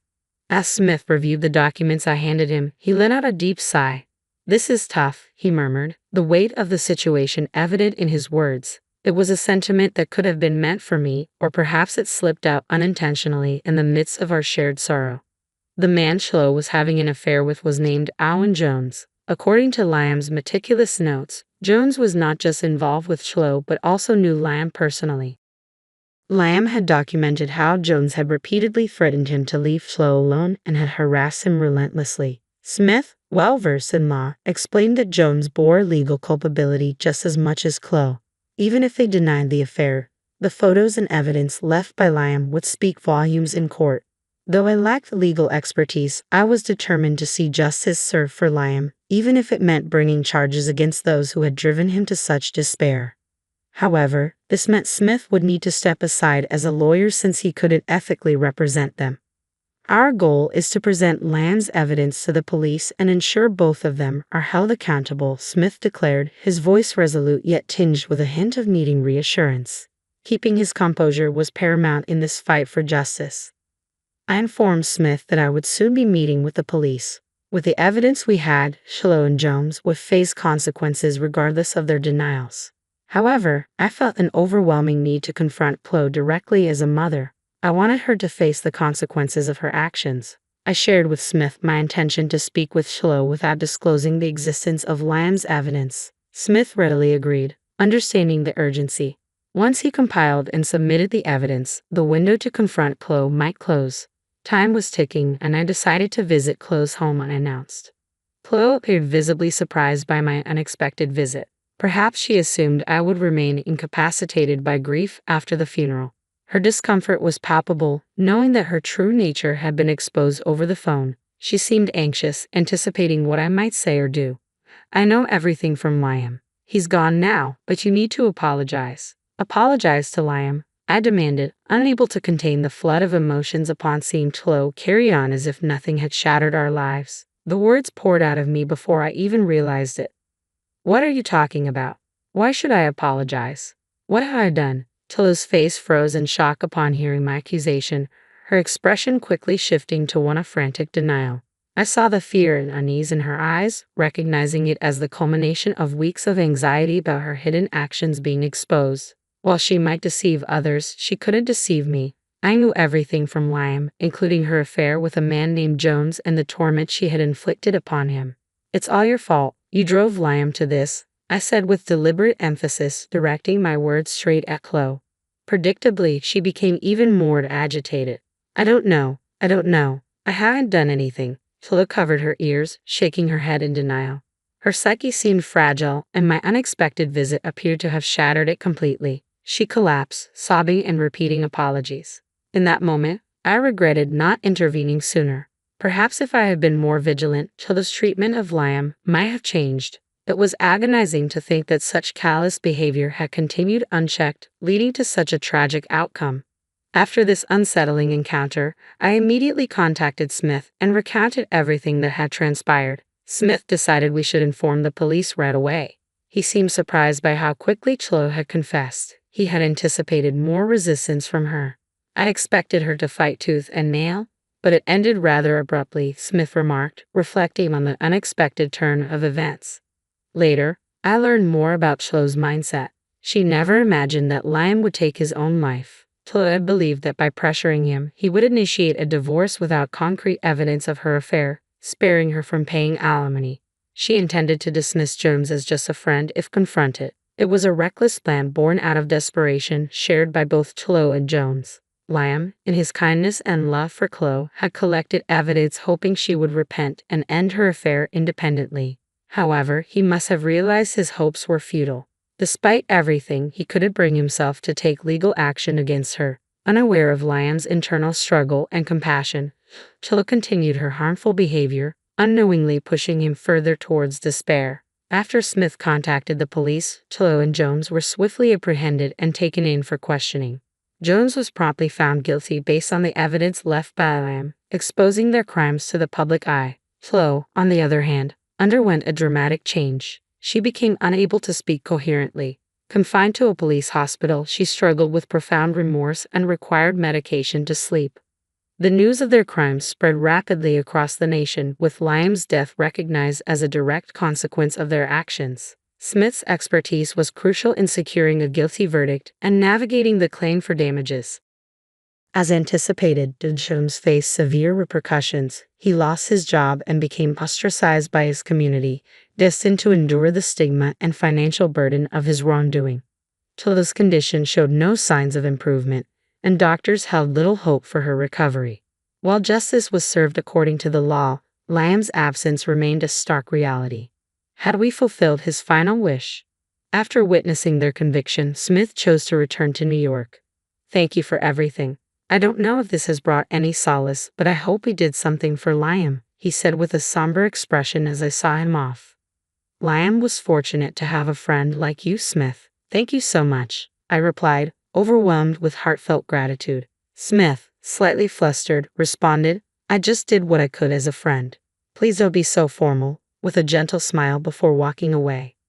Without Smith's steadfast support, I might have lost my composure. I silently struggled to contain my anger and maintain composure, deeply appreciating Smith's role in calmly handling the situation. Though he was no longer present, I continued to bow my head in gratitude for his unwavering friendship and support.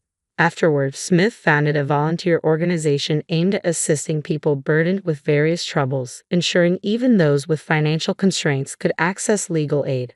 Perhaps driven by his inability to save Liam, Smith devoted himself to this cause alongside his regular job, providing invaluable support to many individuals. Recently, during one of his visits to Liam's grave, Smith introduced me to his wife and their newborn child. Despite his busy schedule, he makes a point to visit a few times each year. Liam would undoubtedly find joy in this. As for myself, I decided to step away from the part-time job I had held since Liam's passing, feeling compelled to pursue something uniquely mine. Despite lacking Smith's legal expertise or influence, I believed I could still make a meaningful contribution. That's when I chose to volunteer with a local organization supporting families coping with loss, founded by a nearby internal medicine doctor. Together, we confronted the challenges faced by grieving families. Smith's support helped me find solace and heal from my grief. Wanting to extend that same support to others who, like me, had once been submerged in despair after losing Liam, I embarked on this new path. Gradually, I came to realize that this work was my calling. Not only did it provide solace to grieving families, but it also held the potential to prevent tragedies similar to Liam's. Through this involvement, I developed a close bond with the doctor who initiated the organization. Though unplanned, this connection sometimes stirs feelings of guilt towards my late husband and Liam. Yet I've come to accept that it's permissible for me to seek happiness as well. I've learned that it's okay to cherish their memories while moving forward in life. Thus, I've started a new relationship, understanding that even as I open my heart to love again, my husband and Liam will forever remain a part of me. In this way, I honor their memory while embracing my own happiness.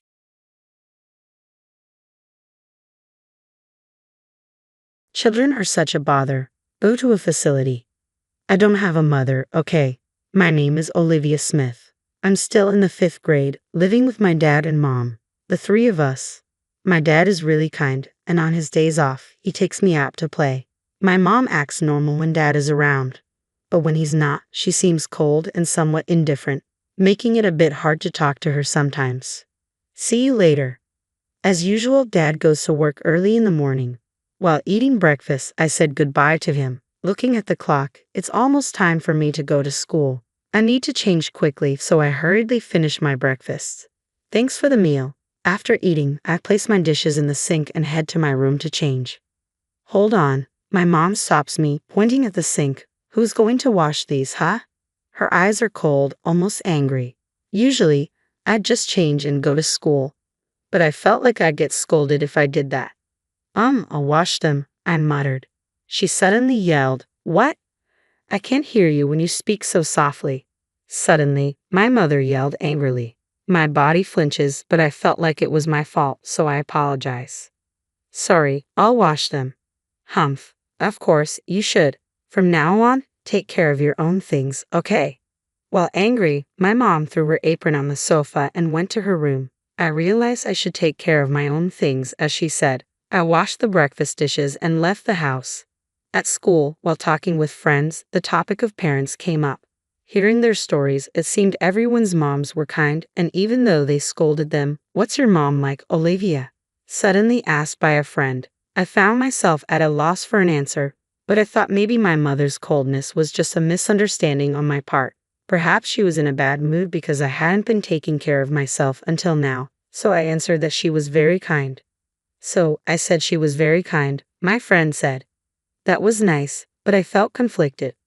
I arrived home to find Mom absent. Maybe she's gone shopping, I thought, settling into my room to start on my homework. As the daylight dimmed into evening, it was nearing dinner time, yet Mom hadn't returned. Suddenly, I heard noises from the front door and the fridge opening. Peeking into the kitchen from my room, I spotted Mom. "Are you hungry?" I approached her in the kitchen. "I'm back," she replied tersely, still in a foul mood. "What's for dinner?" I asked cheerfully, but my question seemed to aggravate her. Turning around abruptly, she glared at me. "What? Haven't I told you to take care of things yourself? Your dad's on his way home, and I'm trying to get dinner ready."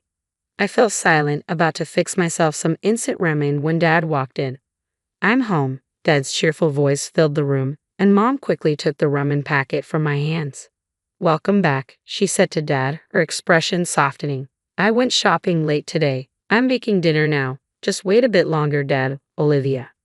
We enjoyed a family dinner later, and I had a great time playing games with Dad. Maybe Mom had just been momentarily upset. I drifted off to sleep thinking that if I managed my responsibilities better, maybe she wouldn't be angry anymore. From the next day onwards, I made a conscious effort to take care of my own tasks. I washed my breakfast dishes, folded and put away the laundry, vacuumed my room, and even prepared instant ramen for myself when Mom came home late. I hoped these efforts would earn me praise, but Mom didn't seem to notice. However, she scolded me less when Dad was around, and we started enjoying our family time more. That made me happy.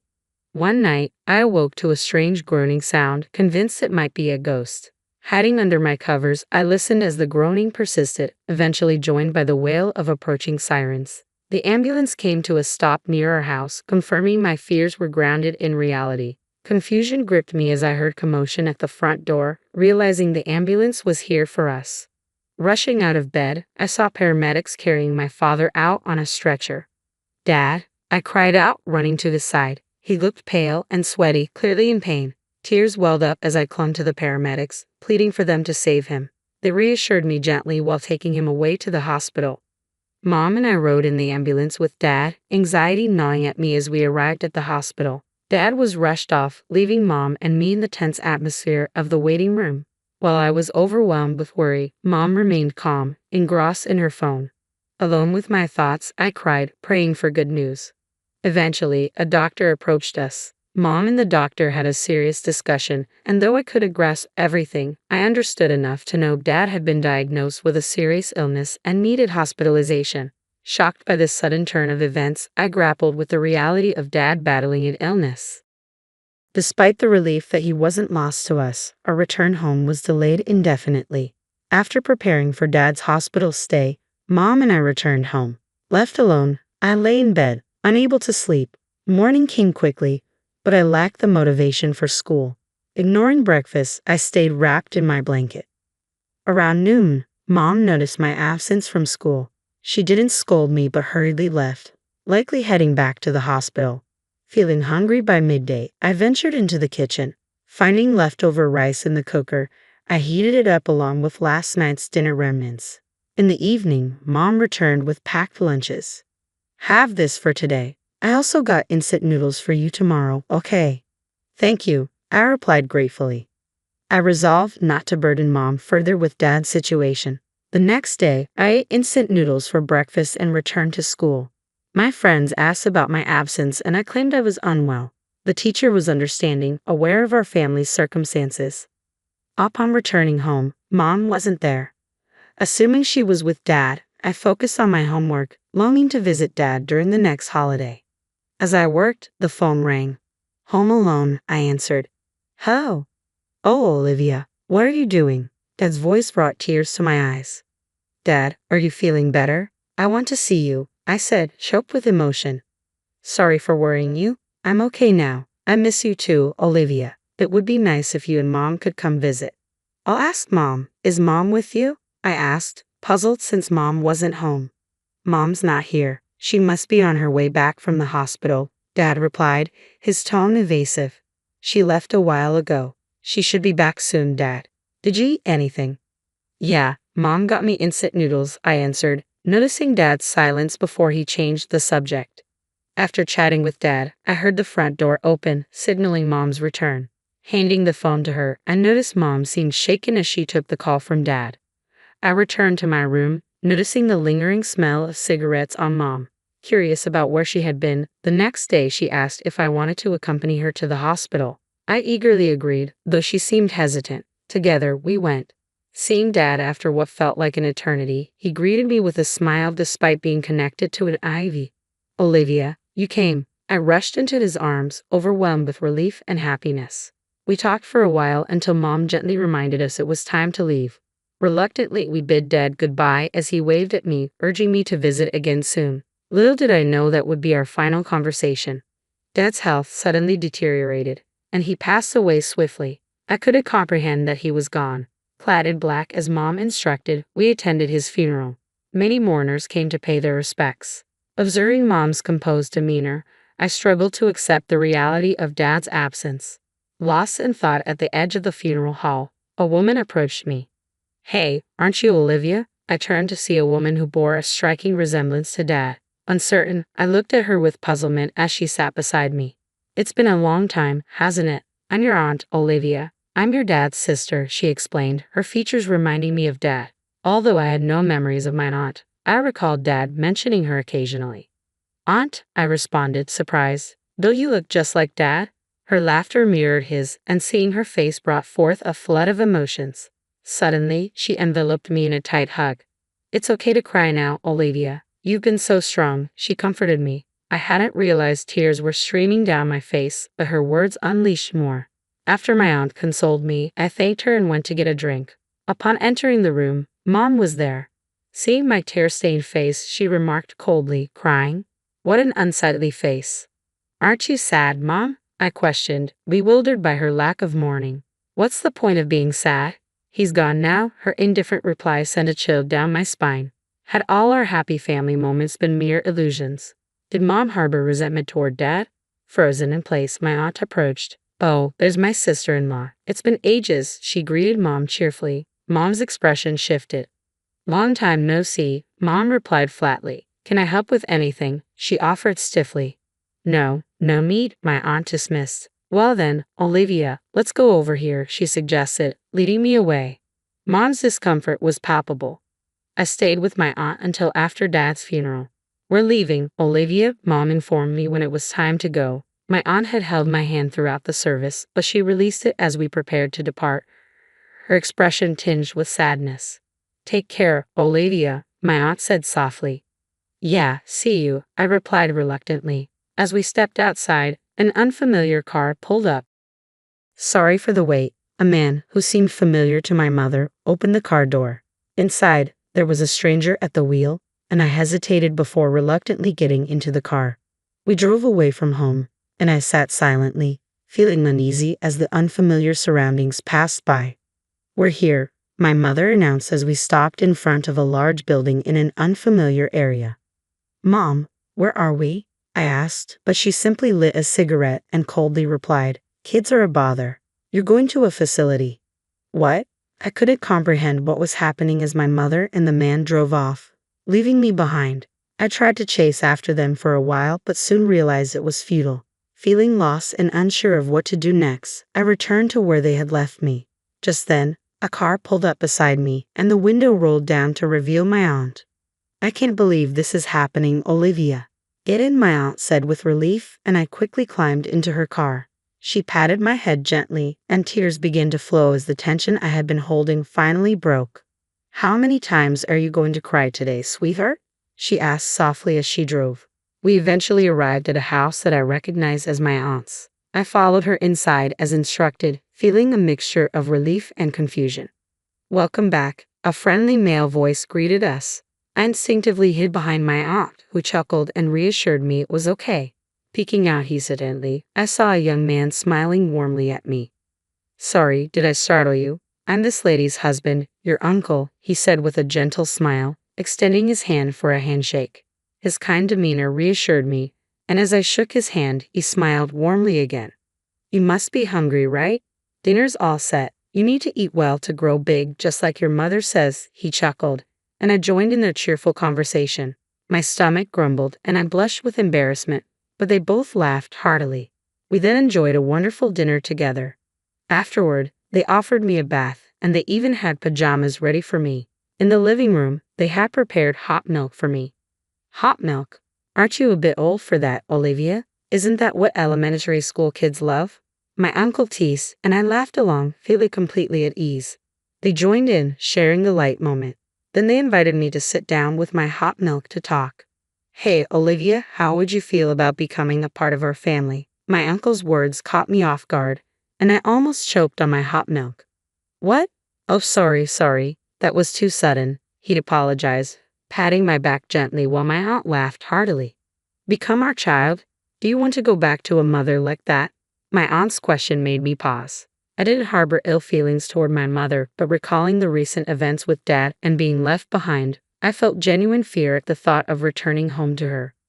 "Actually, your dad had talked to me," my aunt began, mentioning Dad's name, which caught me off guard. She went on to explain further. "The man with my mother was her affair partner, and your dad had found out about her cheating. He was really worried about you. When he discovered he was ill and might not have much time left, he asked my aunt to take care of you after he was gone." Hearing this, tears welled up uncontrollably as I longed to see Dad again. "Your dad loved you so much." My aunt's comforting touch made me silently thank Dad over and over again. My beloved dad, who always played with me. Determined to be strong for him, I spoke up. "I want to stay with you and Uncle." They were overjoyed, assuring me that they would handle all the necessary arrangements for me to stay. I resolved to do my best to help my aunt and uncle, taking on tasks like preparing meals, cleaning, and more. "You should play like other kids your age," they gently advised, worried that I was taking on too much. So I focused on my homework instead. "Olivia, did you always do so much housework at home?" my aunt asked one evening during dinner. I nodded silently, and my uncle pulled me into a warm hug.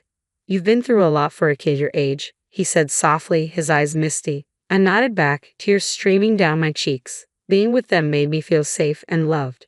2 weeks after Dad's funeral, I was called to the school staff room, unsure of what was happening.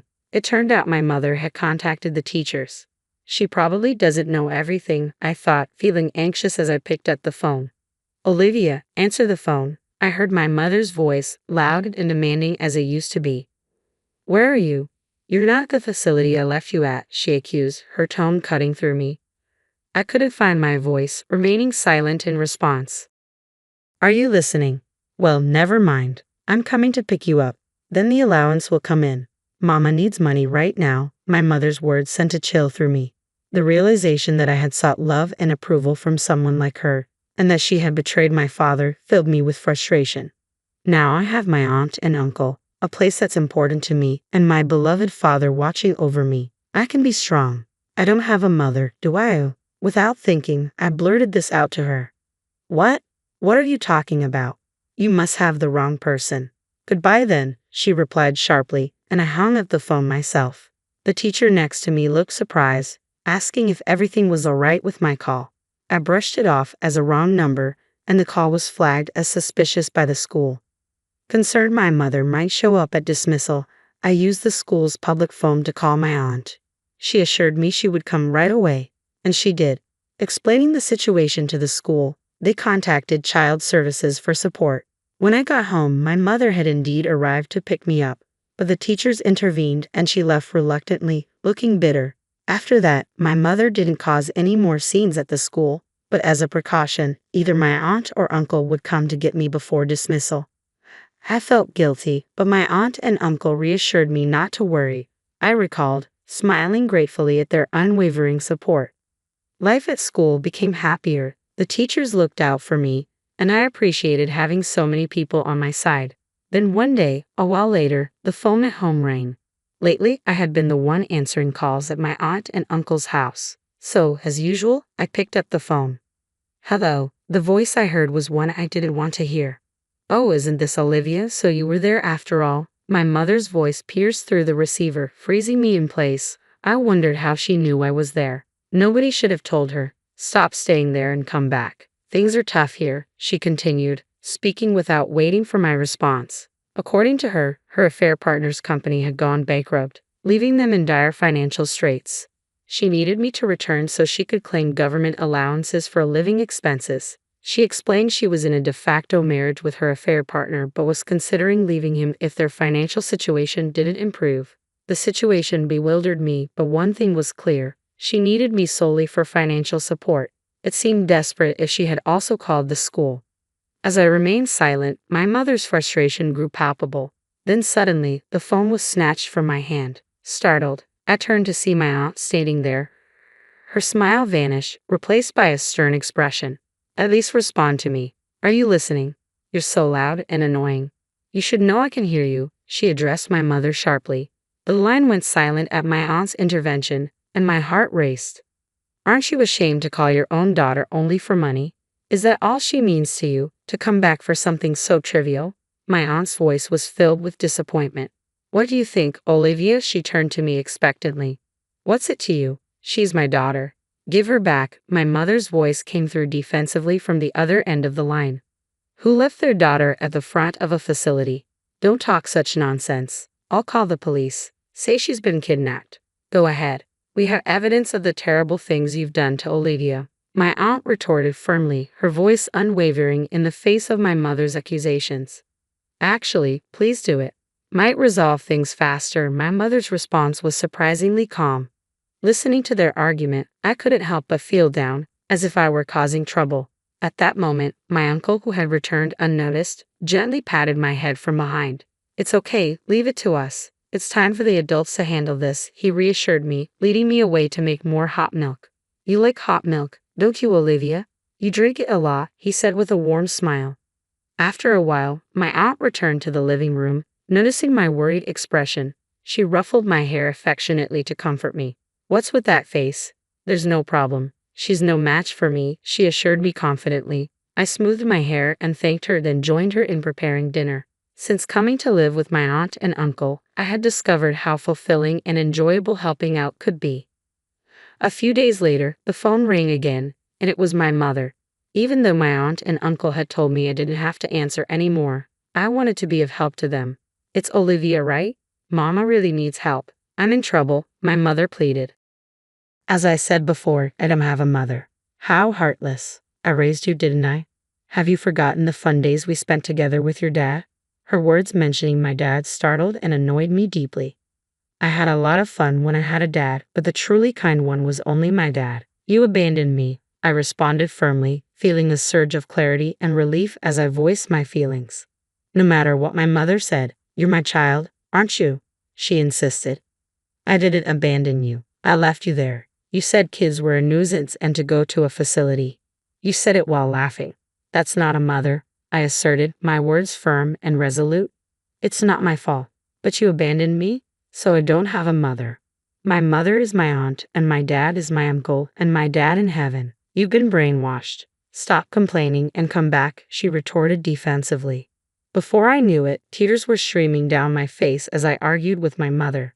But strangely, I felt a weight lift off my chest, as if I had been bottling up these feelings for too long. At least let me live in the house with you. I can't even eat if this continues, I pleaded. That's impossible. Don't bother the people I love, my mother replied firmly. Suddenly, sensing someone's presence, I turned around to see my aunt and uncle standing there. My aunt gently patted my head and praised me for speaking up. My uncle, with tears in his eyes, nodded in agreement. Then my aunt took over the phone and appeared oddly cheerful while talking to my mother. My uncle expressed how moved he was by my words and thanked me for calling him dad. Though I had said it spontaneously, their happiness made me feel warm inside. For a while, there was no contact from my mother, thanks to my aunt and uncle's intervention. Eventually, my aunt surprised me by buying me a smartphone. I was thrilled to have my first smartphone, exchanging contact information with friends and enjoying myself more than ever. One unusually quiet day, the house phone rang. Since the incident with my mother, the school had been using my aunt and uncle's smartphones to contact us, and my friends reached out online. Curious about who it could be, I answered. "Hello," I said cheerfully. The voice on the other end sounded melancholy, in stark contrast to my upbeat mood. "Hello, it's me," she said. At first, I didn't recognize who it was, almost thinking it might be a wrong number. We were always told not to talk to strangers. Then she added softly, "It's Mom. You've forgotten your mother's voice." "Oh, yeah," I replied, realizing it was indeed my mother, but her voice lacked its usual vigor, making it sound almost unfamiliar. "You're in 6th grade now, right? Nobody's home right now." My mother's voice trembled as she spoke, and tears streamed down her face. I hesitated, unsure how to respond, but couldn't bring myself to hang up. "Actually, I'm in the hospital. I've gotten sick," she continued, her voice strained with desperation. Her words about being ill reminded me of my dad, but instead of sadness, I found myself recalling the good times with him, feeling a surge of strength from those memories. "There's no one to take care of me. Can you take care of me? Besides, I can't afford the hospital bills. Can you ask your aunt to help? Say something," she pleaded. "Why should I, a stranger, take care of you? And I won't ask my aunt to pay your bills either. I won't tell my aunt and uncle about this. You need to stop this nonsense."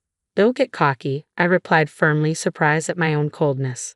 Her energetic tone for a sick person only solidified my feelings. Unlike when my dad was ill, her illness didn't unsettle me, it simply left me feeling sorry for her. "I got a smartphone, and we barely use the home phone anymore, so it might be disconnected soon. This is goodbye," I stated calmly. "Don't say that, please," she pleaded. "Then give me your smartphone number." "I can't. There's really no one to take care of me. No one to support me financially," she lamented. "Then I'll contact someone who might take care of you," I offered, sensing a glimmer of hope in her voice. After quickly obtaining the hospital's name, I ended the call and promptly dialed my aunt. When I explained everything to my aunt, she listened attentively, expressing concern but also praising me for handling the situation maturely. Without hesitation, she contacted the person I had suggested as a potential caregiver for my mother. A few days later, the home phone rang persistently throughout the day. I suspected it was my mother and chose not to answer. Even after my aunt and uncle returned home, the ringing continued into the night. Eventually, my aunt sighed and picked up the phone, engaging in a heated discussion with my mother, who was persistent in wanting to speak with me. However, my aunt firmly refused her request over the phone. I could hear my mother's voice, frantic about her brother's impending arrival and questioning why I had contacted him. The person I had asked my aunt to reach out to was my mother's brother. I recall hearing that my mother always had a strained relationship with him. He was known to be stubborn, deeply committed to principles of duty and kindness, which made her affair utterly unacceptable to him. Upon hearing from my aunt, he was furious and insisted on coming to pick her up immediately. Their reunion after many years was fraught with tension, and it seemed my mother's anger was now directed towards us. My aunt initially handled the call, but my uncle unexpectedly stepped in. Despite his usually gentle demeanor, his expression turned stern as he took the phone. "Enough. If you want to talk so badly, I'll come there. You'll apologize to Olivia right in front of her," he asserted firmly. "Sick or not, you better be prepared," my uncle's voice thundered, causing my mother to gasp and abruptly end the call. "Oh," she hung up, my uncle remarked calmly afterward, returning to his usual smiling self. "It's true what they say. Sometimes the kindest people can be the scariest when they're angry," my aunt whispered to me. Later, I learned that my mother had been taken to live with her brother. It turned out her illness was minor, allowing her to be discharged from the hospital soon after. She was now compelled to work on her brother's farm, contributing to farm chores and adjusting to a simpler life. Gone were the days of luxury and expensive items. Instead, she wore old clothes donated by villagers. Meanwhile, the legal process had been completed, officially making me the child of my aunt and uncle. They celebrated this new chapter with a joyous party where laughter filled the air more than ever. To my delight, I also learned that I would soon have a younger sibling. Overwhelmed with happiness and excitement, I resolved to treasure my family deeply from then on. That was my firm belief as I looked forward to the future with hope and gratitude.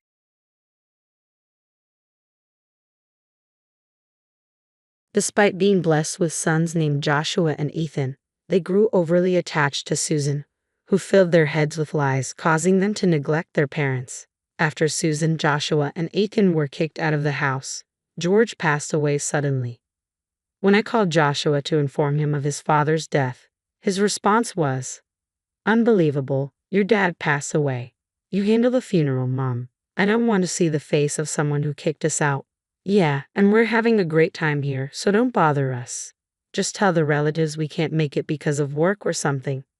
I was stunned. A week after the funeral, I received a letter from George addressed to me. It began, "Please read this without our sons finding out." As I read on, I was overwhelmed with emotion. Susan, who had trampled over our family life, and Joshua and Ethan, who refused to attend their father's funeral. I won't let it end like this.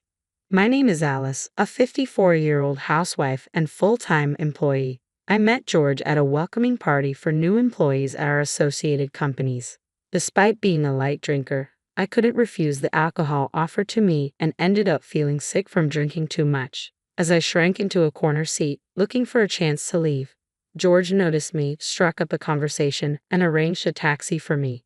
Later, I took a day off to thank him at his office. He was surprised to see me during his break. "Traveling all this way just to express gratitude. You're quite thoughtful."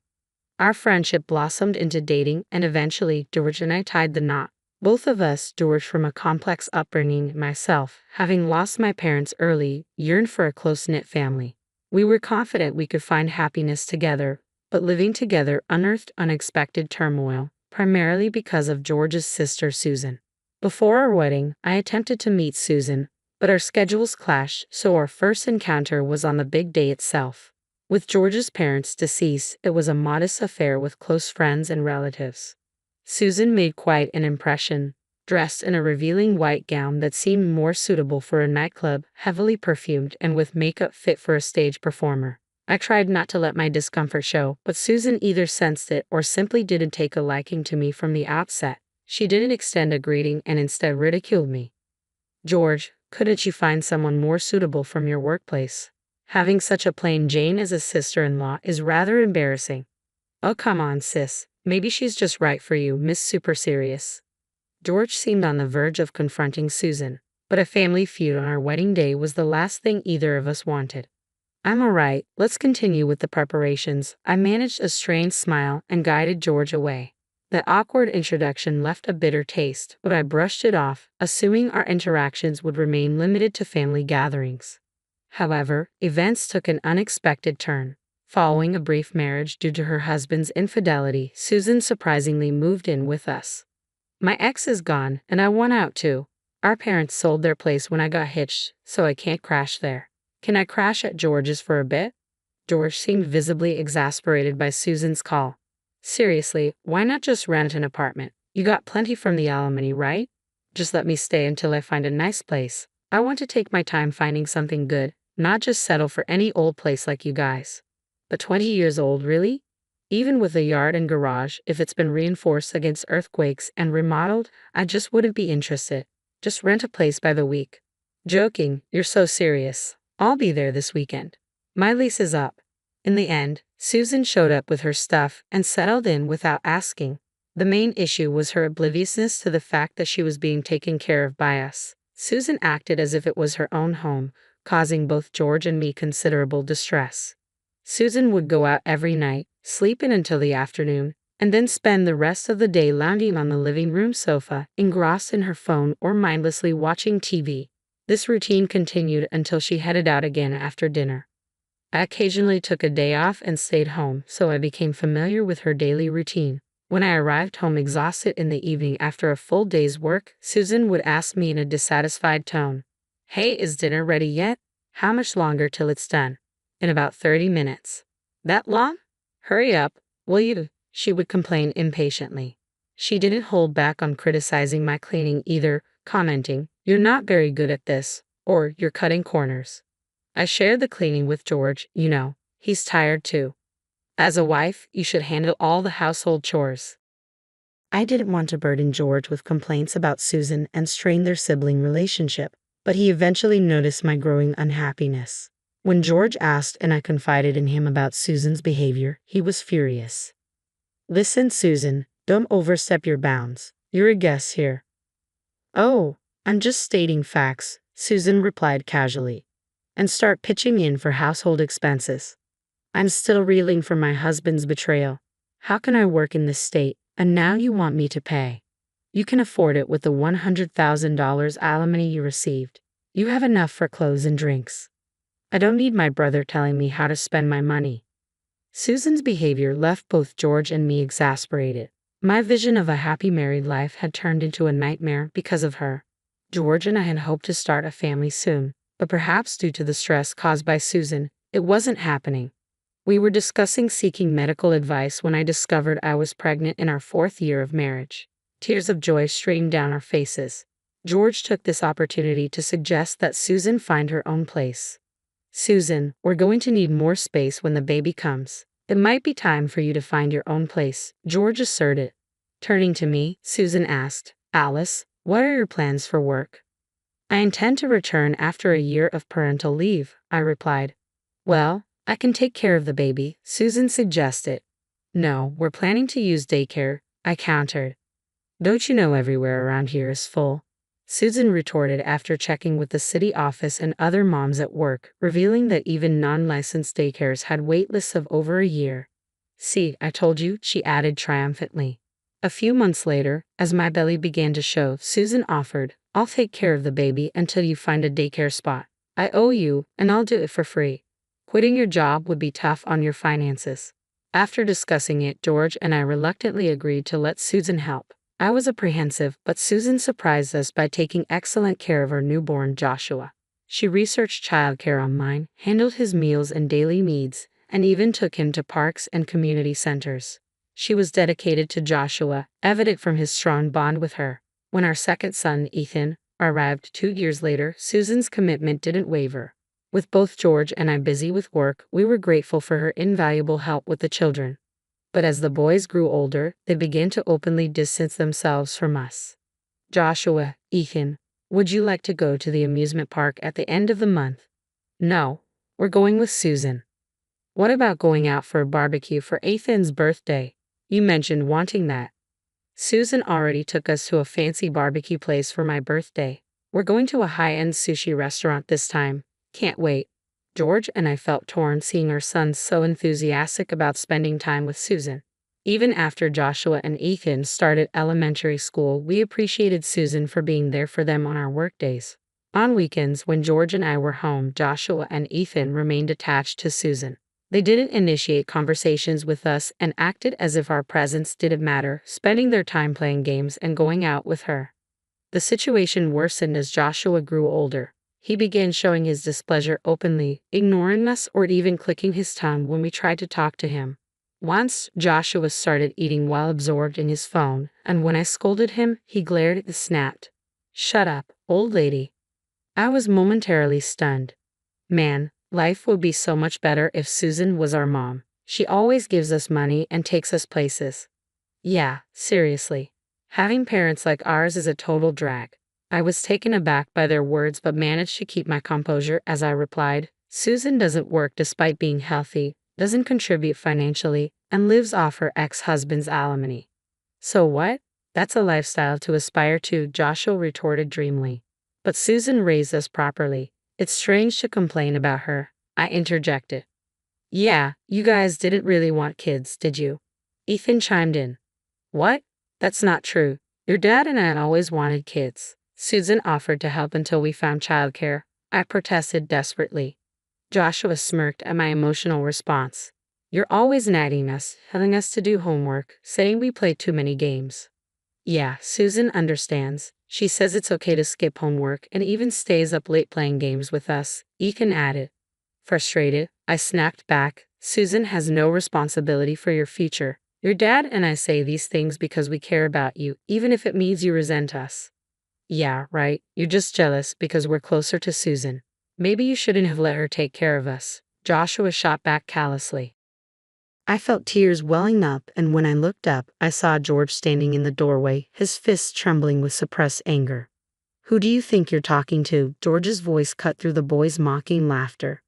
Oh, hey Dad. Working late again today. Must be tough, Joshua replied casually. Yeah, for such a measly salary, Ethan chimed in with a smirk. The boys chuckled mockingly, leaving George momentarily speechless. Finally, you talk to us, and it's to mock your parents. Susan's voice echoed from the hallway as she descended the stairs into the kitchen. She shrugged in annoyance. George, stop making a scene. Reacting to kids like this is so immature. It's because you spoil them that they're like this. George exploded, his frustration palpable. I've had enough. Get out now. What? I've been nothing but good to my nephews. And this is the thanks I get. Susan retorted, her tone indignant. If you're staying, then contribute financially, George demanded firmly. Susan huffed in defiance. Fine, I'll leave. Are you happy now? What? Susan, you're really leaving. Joshua and Ethan couldn't believe their ears. Yeah, take care, she smiled at Joshua and Ethan as they escorted her to the gate, then departed. But by then, the rift between us and our sons had grown too wide to bridge. As teenagers, Joshua and Ethan became increasingly rebellious. Joshua quit his job a month after graduating high school, and 2 years later, Ethan followed suit, quitting his job after just a few days. They boasted about starting a business together and dabbled in shady dealings, squandering money from odd jobs in a single night. After a heated argument, George kicked them out of the house. Come back when you've got a job, he told them sternly. We're never coming back to this place, Joshua shot back defiantly. And so Susan, who had stirred up turmoil in our family, along with the sons she had influenced, Joshua and Ethan, left. It was just my husband and me once again. I worried about how Joshua and Ethan were faring, but with the three of them gone, the chaotic atmosphere lifted, and I felt a sense of relief. At the end of that year, as I was preparing to leave work and head home, I received a call from one of George's colleagues. Are you Alice? George collapsed at work. What? He's currently receiving treatment in the ICU at the city hospital. I understand. I'll go there right away. Feeling like I was on the edge of panic, I commanded myself to stay calm and drove swiftly to the hospital. After identifying myself at the ICU reception, I waited anxiously in the hallway until the automatic doors slid open. A man in a white coat, likely a doctor, approached. When he looked at me, his eyes dropped to the floor. We did everything we could, but I'm sorry. I stood there, stunned and unable to speak, overwhelmed by the sudden shock. This morning, I had bid farewell to George as he left for work, just like any other day. Keep your schedule open for our anniversary next month. Sure, the usual restaurant. I've got a surprise planned this year. Same place, though. I never imagined that such a routine conversation would be our last. The world around me seemed to fade into shades of gray. Am I the only one left now? I questioned the meaning of it all, haunted by ominous thoughts.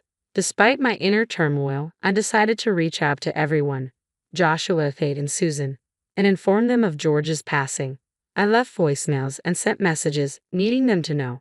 That night, amidst cheerful music and chatter in the background of Joshua's call, it was clear he was dining at a restaurant. Joshua, your father has, I began, my voice trembling with emotion. Joshua interrupted with a half laugh. The funeral and all that, Mom, I'll leave it to you. Honestly, after how he treated us, I don't even want to see his face. We're having a good time here, so don't bother us. Oh my, George really made himself unpopular, didn't he? Susan's voice chimed in, laughter evident in her tone. Just tell everyone we couldn't make it because of work. Give her regards. Wait a moment. I stood there, stunned, clutching the phone. Were these really George's sister and sons? Feeling hollow, I knew I had to move forward with the funeral arrangements. I reached out to George's relatives in the funeral home we usually worked with, organizing a family service. The sudden farewell felt surreal. I couldn't shed a tear during the funeral. But as daily life resumed, the stark reality of George's absence hit me repeatedly. While preparing meals, setting up to watch our favorite TV show, making coffee, I would instinctively do things for two, only to realize George was no longer there, and the tears would flow uncontrollably. A week after George passed, while watering the garden, I saw the mailman's car pull up. Taking the mail inside, I noticed an envelope addressed to me that stood out. The distinct handwriting was unmistakably George's. With a rush of emotion, I opened it.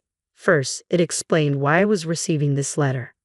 I asked an old friend to send this in case something happened to me. Then, after a heartfelt expression of gratitude for our years together, one line caught my eye. Please read this without our sons finding out. My heart swelled as I continued reading. Tears welled up as I realized how deeply George understood my concerns for our children. Wiping my eyes, I made a decision. I had to honor George's sentiments. Susan, who had disrupted our family so callously, and Joshua and Ethan, who had refused to attend their own father's funeral. This couldn't be the end. I was determined to change things. Immediately following George's instructions in his letter, I headed to the bank using the address he had provided. Nervously, I entered the safety deposit box room adjacent to the ATMs. Following the steps meticulously, I inserted the card into the slot, entered the PIN, and watched as a section of the table slid open, revealing George's rented safety deposit box. Using the key from the letter, I unlocked the box and confirmed that everything George had mentioned was indeed inside. Carefully placing the items in my bag, I left the bank. Later, I gathered Susan, Joshua, and Ethan at my home. I want to share George's inheritance with everyone who was important to him, I announced. They eagerly accepted my invitation, displaying no hesitation. The word shameless seemed apt, skipping their father's funeral yet eagerly anticipating his inheritance. Susan, unable to wait while I prepared tea, blurted out her thoughts. So George, the miser, had an inheritance, huh? Maybe he had hidden assets. Being stingy might have its benefits. I wonder if he stashed away his inheritance in some account. Anyway, I'm excited, she smirked, glancing at me. You did the right thing by letting your dear sister-in-law in on this. Well, Mom, perhaps Susan has a point. Let's cut to the chase. Is Dad's inheritance jewelry? Maybe gold bars, Joshua interjected eagerly while Ethan and Susan fidgeted with anticipation. Before we get to that, please listen to this, I said calmly, placing an IC recorder and George's cell phone on the dining table. Their puzzled expressions told me they didn't understand why these were there. Dad's cell phone, and what's this, an IC recorder? Ethan asked, his brows furrowing in confusion. Yeah, it's like those ones they use to catch people cheating. Joshua chimed in with a crude laugh. His expression quickly sobered as I pressed play on the phone. Joshua's voice filled the room, speaking cheerfully to a friend over the phone. Hey, remember that old lady who hangs around her house, Susan? She thinks she's got me wrapped around her finger, calls me Joshua dear. It's disgusting, but if you flatter her, she'll throw money your way. There's a use for fools and old ladies. As Joshua's words sank in, Susan's face contorted with anger. I paused the recording, and Susan demanded in a furious tone, Joshua, what is this? I don't know, maybe it's someone else. Did Dad set this up? Joshua attempted to feign ignorance, but Susan wasn't buying it. George couldn't even operate his phone properly, let alone set up something like this. Oh, I just remembered I have to go do something, Ethan interjected, attempting to slip away unnoticed. Quickly, I started the second recording. How much did Susan give you this time? $22,000. Damn, I only got $15,000. What did you do? Bought her a bouquet of roses and a designer bag for her birthday, thinking of giving her a knockoff next time she won't even notice. Smart move, Joshua and Ethan chuckled together. She lives for the attention and gifts from men. Even pushing 60, she insists she's still young, falling for every flattering word from guys at the bar and spending a fortune on them. She's an easy mark. Utterly naive, and that bleach blonde hair, it's laughable. She even dreams of marrying a young Korean pop star despite the age gap. Ridiculous, even as a joke. Amid Joshua and Ethan's laughter, the recording abruptly stopped. Ethan, wearing a strained smile, muttered defensively, when did Dad record this? And then to play it for Mom after he's gone, that's just cruel. Yeah, pretending to be the good guy, but those are the ones you gotta watch, added Joshua, continuing to sling insults about George, which enraged me. As I prepared to respond, Susan cut in angrily. How dare you mock the people who raised you since you were little? Don't mess with me. That's what's so irritating about you, Ethan shot back, always acting like we owe you something. Exactly, it's hollow coming from you. Joshua and Ethan chuckled together, watching Susan's face turn red with fury. Now it's your turn, Susan. Having your favorite bar to hang out in, that must be nice. I interjected, reaching for the IC recorder. Susan's expression tensed visibly. Without hesitation, I pressed play. First came lively music and clinking glasses, followed by a man and woman chatting. Then Susan's voice, high-pitched and overlaid with background noise, filled the room. That's right, I've had my nephews wrapped around my finger since they were little, filling their heads with all sorts of nonsense about their parents. Kids are so easy to manipulate. Susan's voice echoed through the recording. Oh, Susan, you're quite cunning, praised the man. I'm single. I need them to take care of me in my old age. Look at my nephew, aren't they handsome? Susan continued. They do look like models or pop stars. Impressed, the host chimed in. I dream of my nephews feeding me, taking me on amusement park dates, even changing my diapers in the future, Susan concluded. As the playback ended, I fixed my gaze on Susan. Joshua and Ethan stared at her intensely, waiting for her response.